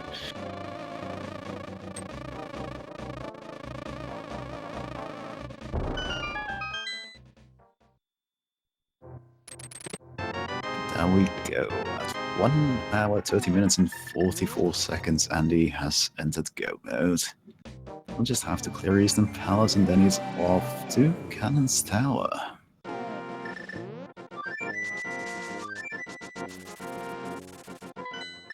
Well, I'm sure most people are already aware, but we do have, a little bit of a game that we do with the Ganon's Tower Big Key. To kind of give you a heads up for it if you do want to participate and be added to the leaderboard for it. Now you do need to be a subscriber of one of the Speed Gaming channels or have donated at least 250 bits to one of them. So that is something you're interested in. We have a little bit of time. We will not be starting the game until after Andy collects his 7th crystal.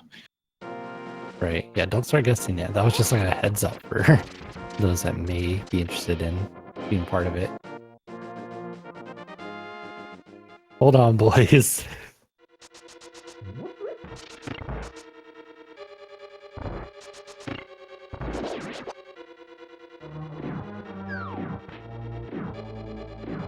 Meanwhile, Andy, was in the dark world there, and it's like, wait, I don't need to do pod. I can just go ahead and clear Eastern by itself and does mirror the right side. That's just habit getting in the way of you there, because usually when you find the bonus late, it's like, okay, now I need to just clear Eastern Palace and Palace of Darkness, so just go into the Dark World and go into port first, and then wait a minute. You don't have to bother with Palace of Darkness, it's just a pendant.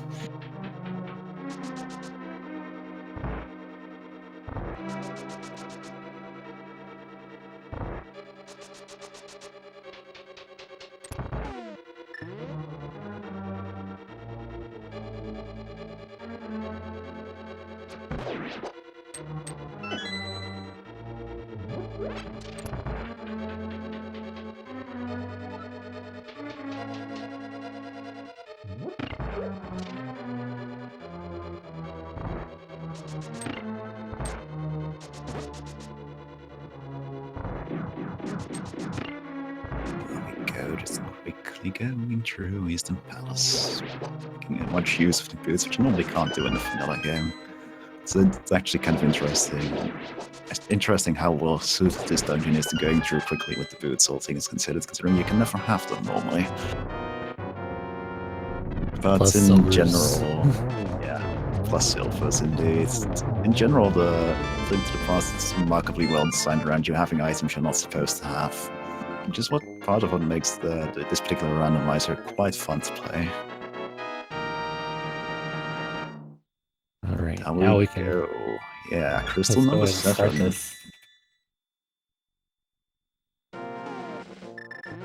There you go, people. You can start guessing your numbers now. There you go. Everyone always beating me on my 8 guess, no matter, even if I'm the commentator and I know when it's going to start. But yeah, go ahead and throw out your guesses, for that Ganon Tower Big Key. We'll close it off once Andy does enter Ganon's Tower. And then I'll see just how fun Ganon's Tower is going to be for our runners. Is it going to be that, favorable one? Oh no. Yeah, that was the ice rod right there. Like, you knows at least that he doesn't have to get the pedestal, and it looks like he just got all the items from Ice Palace, and he's like, nope, I'm not cutting water with the rest of this place, which is at least a good decision on his part. Where is he after now? The mountain cave is a good sign. On the other hand, it might just mean that he's going to clear Total Rock right now, considering he just got the ice rod. And he has switched. Oh, he has to switch the hookshot no matter what to get to the ether tablet. But Yeah, I hope he's going to at least grab the powder first before going into T-Rock. I would hope so. That's a very huge commitment to go all the way to Trinex just for Bow. Or sorry, not Bow. Just for a For single possibly item. There we go. Cannon's Tower is opening. I haven't mentioned it yet, but I'm personally going with, since I've mentioned vanilla so much this particular season, I'm going to guess the vanilla. The Cannon's Tower big key is actually in its vanilla location. So that would be Great, nice. behind Ice Armors.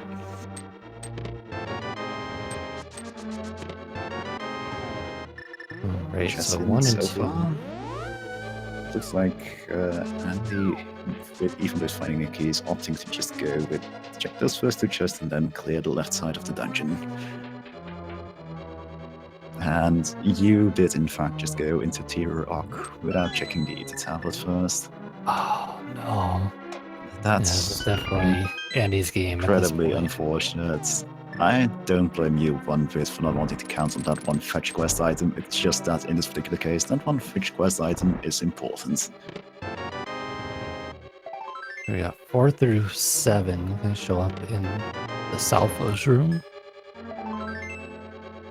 Alright, 7 all done. We're moving up to 8 very shortly.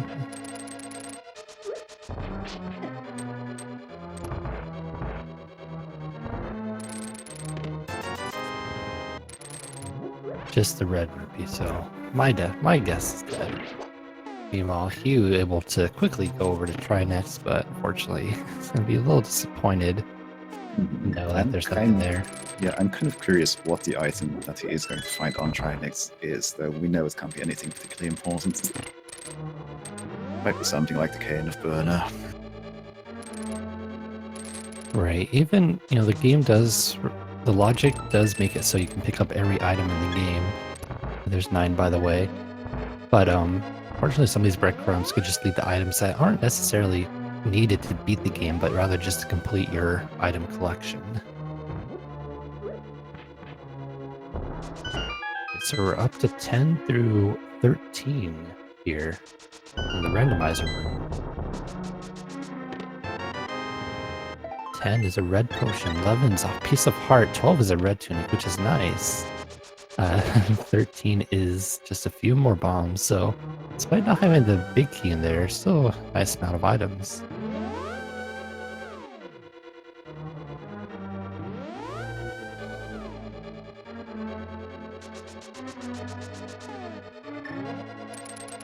Alright, Hugh heading into his Trinex fight.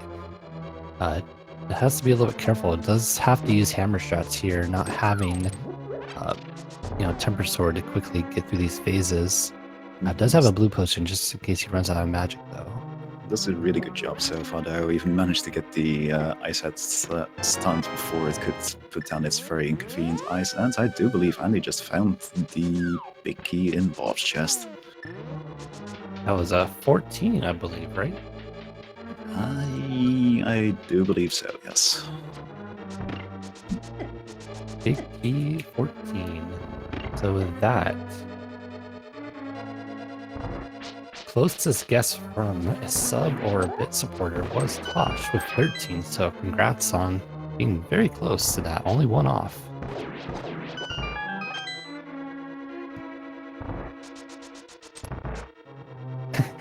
And both got the save off right away. But just 3 bombs off Trinex. This is really unfortunate for Hugh. Yeah, because I wonder what his next step is actually going to be at this point. Because there isn't that much left that isn't eating tablets at this particular point. I think he might not have done the purple chest yet, considering how inconvenient that is without the mirror. Right, and look, he does that save and quit, and he's gonna be heading up to get their tablet, fortunately. So, if this was like any other race, I'd be thinking, maybe my opponent kind of fell for the same thing, but knowing, oh, he's actually fluting away. Oh no. I knew if I was facing Andy, and then I would be expecting him to do these glitches to put him ahead as well. I'd also be incredibly worried at this point, considering we're 1 hour and 40 minutes in, and there hasn't Andy hadn't finished yet.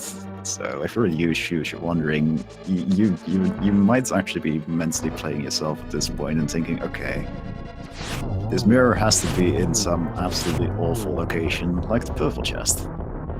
So I'm going to do the spits right now. And I'm going to do the purple chest because that surely has to have the mirror. That's like the only reason Andy hasn't finished yet, right? Right. Wow. Well, unfortunately, Andy will probably be done in the next 10 minutes, at the very most.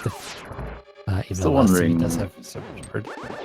I'm still wondering where the final sword is hiding there, considering, well, we know one of the swords is on the pedestal, but there has to be a fourth sword hiding out there somewhere. It's true. We still had a few chests left in Ganon's tower. I'm on the right side, but I would think that maybe there's something here. Considering we've already went through Ice Palace and we know that there's no items in there.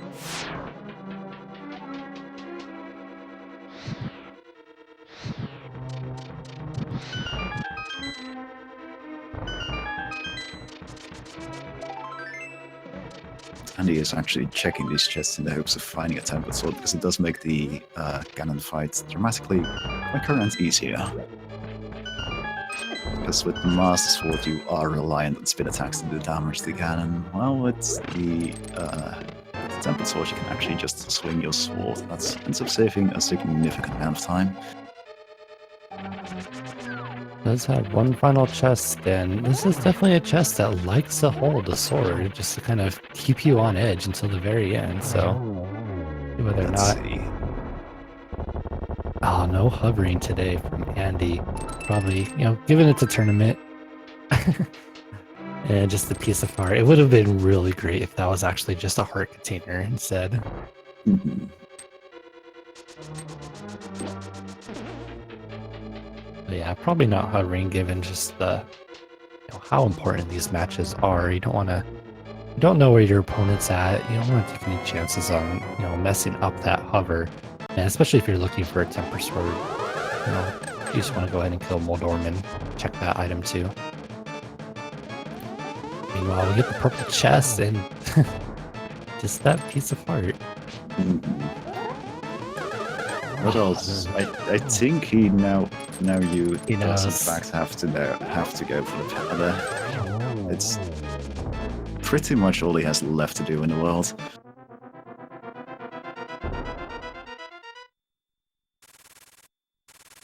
His only other option would be clearing Panels of Darkness and getting the green pendant and handing that into Sajrala at this point, but well, he's making the right decision here, at the very least. It's a little bit late, unfortunately, considering what's happening on the left screen, but at least he is getting the powder and is hopefully getting the mirror. And 1 hour I can't and 43 imagine minutes. Yeah, I can't imagine him not going to the bat right now, considering what he's going for. Yeah, I just have to wonder if we'll actually see Andy finish Ganon before he gets to the bat. It'll be pretty close. I think we'll be Maybe seeing the mirror at right around the same time, because Master Sword Ganon is pretty slow.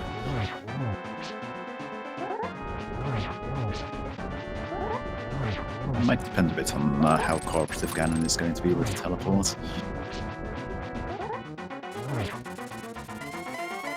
Fortunately, Andy does have the red mail. Yeah, this is it's those 3 hearts he has right now is all he has for this fight, so he better be a little careful. He can take 2 hits from these bats.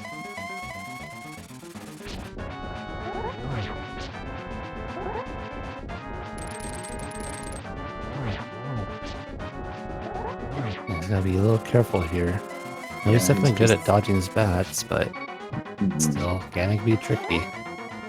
He's gonna play it incredibly safe at this point because, as far as he's concerned, in all likelihood, he's thinking his opponent is right there fighting Ganon too. So if he takes that now, that could just be the race lost. You throwing out those little rage slashes at the mirror.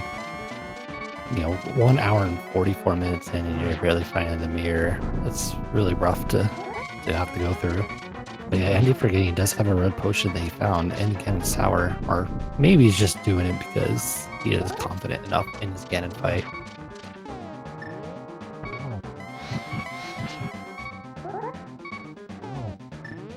Oh yeah, there we go. 2 and triple. 3. There you go. That's Ganon down. Just need to wait if he falls into the pit there or not, but he's far enough south that the door should actually open. And with that, we do have our winner as Allegiance Andy, finishing with an SRTV time of 1 hour, 45 minutes, and 36 seconds. Off a pretty brutal seed logically, too. Yeah, definitely. Because, man, that was certainly something to see. So congrats, Anyway, Andy. Yu is just making his way into Swamp Palace, and I'm going to try and see if Andy is interested in coming in for an interview. Yeah, I'm sure he does have some thoughts on that fake powder, and yeah, he's got to be feeling good about being able to go into the next week with that 4-0 win record. Hmm.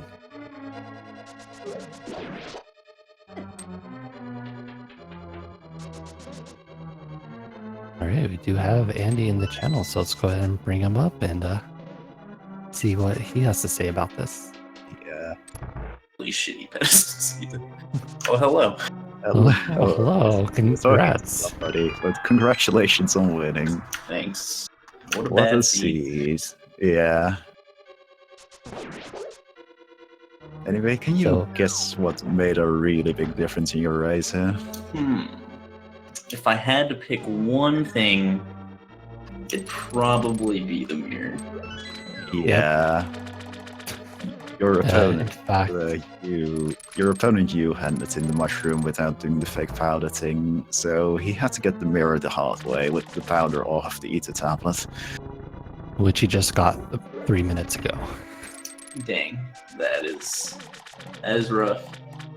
That is really rough, yeah. Once I found out that there was a sword on pedestal, 'cause I knew where powder was, I was like, man, this could just be like the worst pedestal seed ever known. Yeah, we were definitely wondering about that for a while. Like you actually checked the pedestal incredibly early because you found the book in Escape or something. I don't even remember. And well, it took 1 hour and 10 minutes after that before we found another sword. So we were wondering here all that time on whether this was in fact the worst pedestal seed possibly ever conceived. But unfortunately, Sword and Mire killed the pedestal dream, but it was still a crazy seed. It was super linear. The only bad part really was the mirror. Everything else just kind of fell into place. Yeah. That's also, man, that Turtle Rock bait was pretty real with its super early mirror shield leading into absolutely nothing. Well, Turtle Rock gave me the boots, which gave me the but flute. Yeah, but that was really early in there. Like, going deeper into T-Rock was basically a waste of time, but nobody was going to risk that. Yeah. I was really That's hoping not a for, problem. like, Bo to be in Mimic Cave or something like that. I think at that point I was just missing Bow and Sword, maybe? Or no, I was still missing Flute too. I was hoping for something to be in Mimic Cave, because then it would have just been terrible. Yeah, it would have been horrid for you in particular, because he also went into he actually went into T-Rock around the same time you did, just minus the mirror, and well, just imagine if something had been in there. We still don't know where the other two swords are at. Most likely on the right side of Ganon's tower, since Hugh did go ahead and dip into Ice Palace. So you're kind of destined to do this, the fire sword for most of the seed, unfortunately. My Vitreous fight was pretty fun. Yeah, don't look like really fun Vitreous fights actually do with all the bombing and such. I thought I was gonna die. I went to go like take damage from the slime and do another spin attack when I had like, I don't know, 5 hearts maybe, and then the eyeball just snuck up on me, and I was like, well, this is where it ends. Yeah, but you've managed it just barely. Speaking of being nearly dead, how about that Ganon fight? Again, it's fine. Yeah, you did actually have a red potion in your inventory, and that you picked up in Ganon's tower. You Yeah, felt confident enough that you didn't need it. yeah. If I had seen like a bat coming straight for me, I probably would have menued and used it before I got hit. But phase 3 and phase 4, not worrisome. Well, we know you're definitely confident about this seed, especially with skipping the 2 heart containers early on. Yeah, but I didn't mean to skip the first one, but I don't even remember where the second one I skipped was.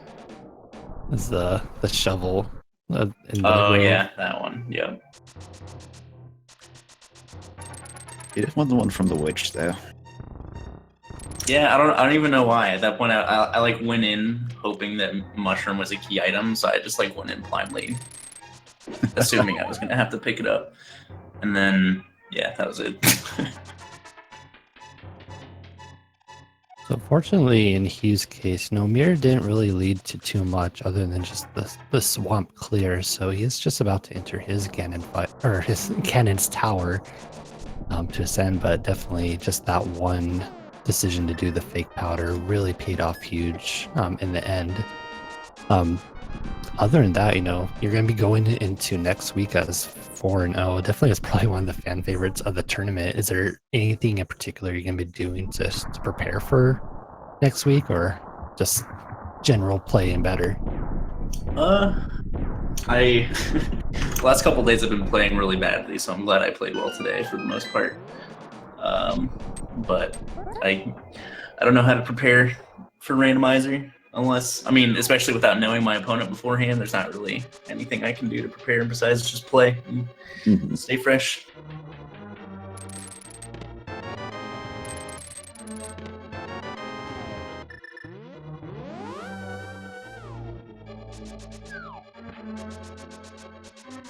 Hugh gonna head into his left side, skipping the right side as well, despite finding that small key. Maybe gonna do that. Check the 4 chests in the southwest room before heading back over to the right side, and maybe we'll find out whether or not there are any swords in here.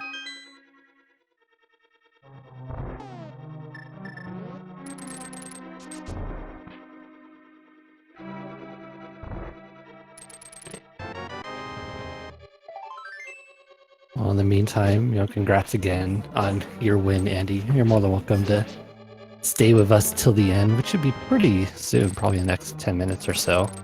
But that's got to be pretty good feeling to be going into the next part of the tournament as 4-0.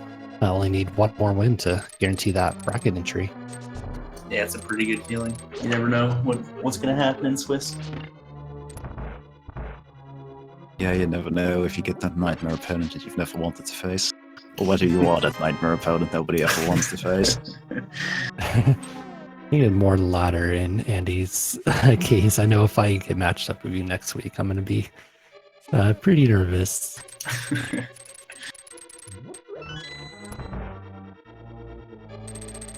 Yeah, I do. I'm gonna head out because I have to do things this afternoon before plans this evening. Yeah, thank you for joining us, and thank you for joining the tournament, Andy. Yeah, definitely. Thank you. You have a good rest of your day, and congrats again. Thanks, dude.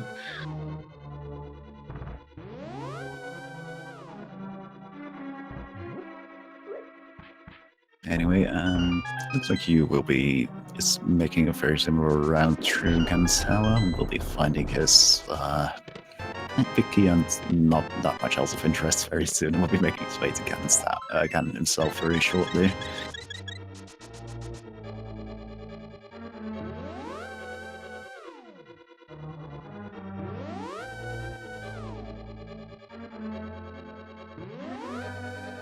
Yeah, he'll be making. Well, I'll see if he actually ends up dropping down to Armos Knights. You know, if he's seen Andy already finish, you know, maybe he would take that extra time to see if maybe there's a tempered sword on the bottom where the vanilla big key is at. Just to kind of make the rest of this run a little bit simpler at the cost of taking like a minute or so to clear that out. But yeah, he's just going to mirror out and go right to the start.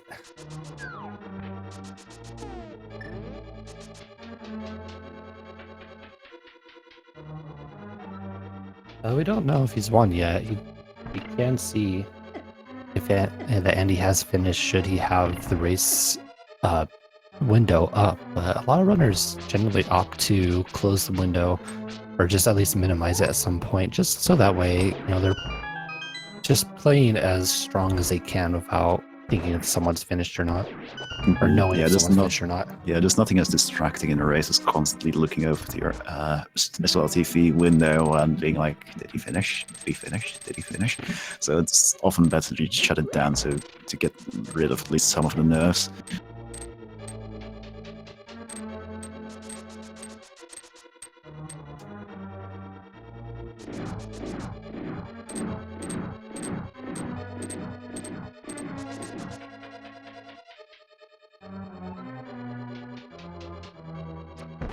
Alright, Hugh heading into his gauntlet fight.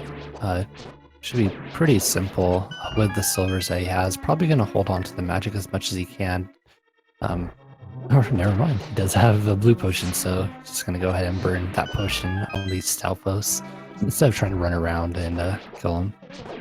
You can actually also use the silver arrows quite well, but it's a lot easier to just get the hits in with the incredibly much faster projectile that shoots from the fire rod.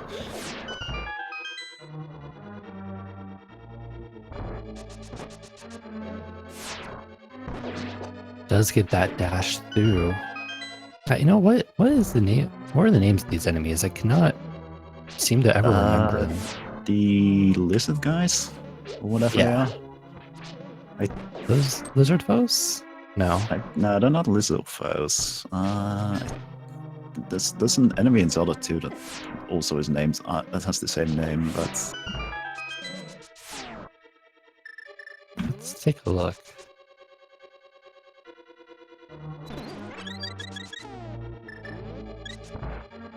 These are the Zazak, if that's how you pronounce it. But I've anyways, also heard them referred. It's such a weird name. But what I was saying is that, you know, imhughbliss did get that that nice dash to that room, but unfortunately, just having the Master Sword does not kill him in one hit like the Temper does. So I had to go through a little bit extra work, but nice using the silvers on the Lambos too to get a pretty clean fight there. Mm-hmm.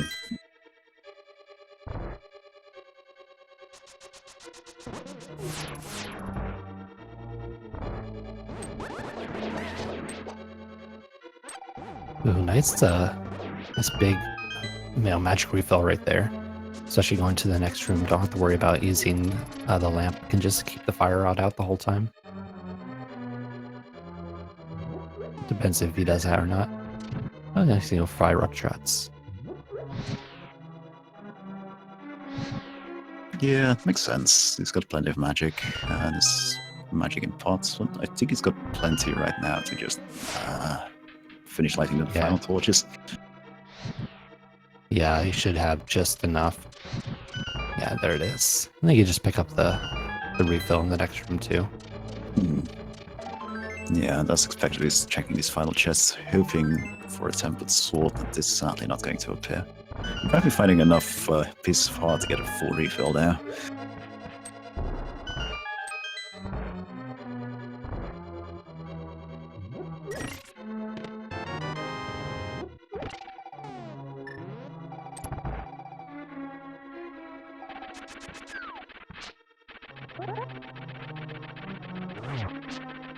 Alright, Hugh gonna go into his Moldorm 2 fight. Pretty clean, a lot better than the other one so far with just how the Moldorm moved. I'm gonna be sorely disappointed to find that he has to do Master Sword Ganon. Oh, he's gonna go ahead and... Oh, I can't tell, what is he doing? Throwing out a little BM at the final chest.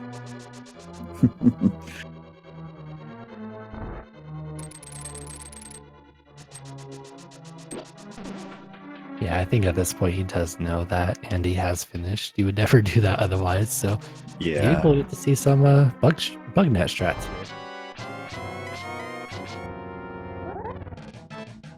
Like the little slashes in accordance with the music too. It's a nice touch. Might as well have fun with it if you know you've lost anyway, but still want to finish. But I do respect finishing a seed regardless.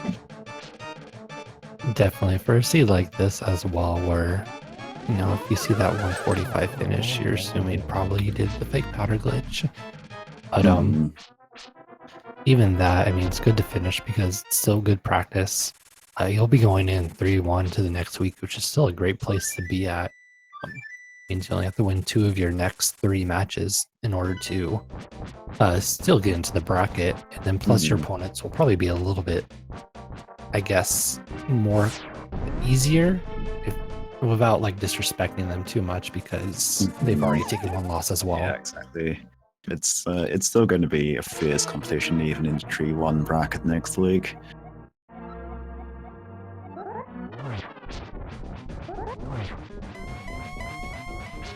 Alright, so Ganon fight starting, gets 4 slashes already.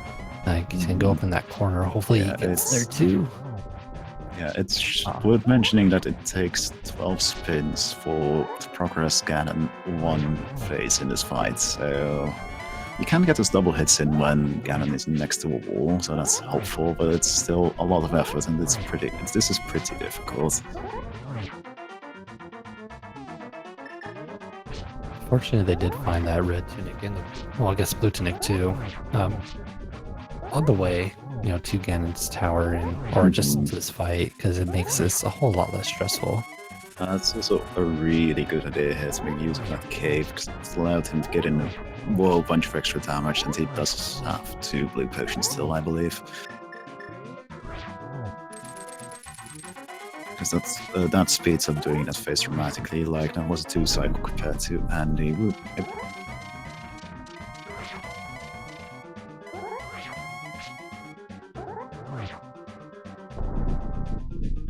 Unfortunately, he does have blue potions still to fill up his magic for, you know, if you decide to fill up the torches.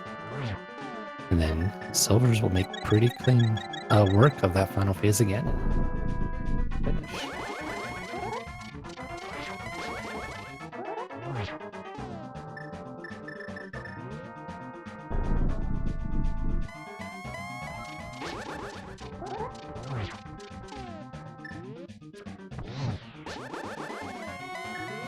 That's hit number 1. Nice torch glitch, nice torch glitch with the fire rod 2. Arrow number 2. Arrow number 3. 1 more relighting and 1 more spin into a silver arrow to the face to Ganon, and we've got our victory. It's also rather unfortunate for, in this particular case, the next race is already being set up, so I don't think we'll have time to do an interview with you, sadly. Because, well, we do have a schedule to adhere to. But it's good for you guys, because you don't have to go anywhere, because you'll have another race coming up very fast. Let's see what that race is actually going to be. It's going to be Freddy versus Ginger Damas. So, with that, I'd like to thank you all for tuning in and watching this a very interesting seed. And I wouldn't let the time disparity in this particular case fool you about the ability of either of our runners, because you put up a hell of a race here. He just made the decision to not do the fake powder glitch, and that ended up making all the difference. Yeah, it's always rough when, that one decision early on just kind of set the tone for the entire race, but still, regardless of that, put on a really great show for us. And plus, he's only going to be 3-1 as well, which is still a great place to be at. So his bracket dreams are still very much alive, and I would expect to see him in the bracket with the amount of skill he's shown off today. Mhm. So with that, like I said, we do have a race starting immediately after this. Ginger Damas versus Frede. I don't know what the win record for that is, but I'm sure we'll find out soon. But Yeah. Anyway, I hope you all enjoyed watching, and just as a quick shout out, make certain to give our runners Andy and imhughbliss a follow. They're great. They're both great races. definitely want to thank Jake Hart for doing the tracking on this as well. And it was a real pleasure being able to comms this race with you, dude. And I definitely agree with that too, JTP. And with that, I'm signing off. All right, you all have a good rest of your day and enjoy the rest of the rando going on.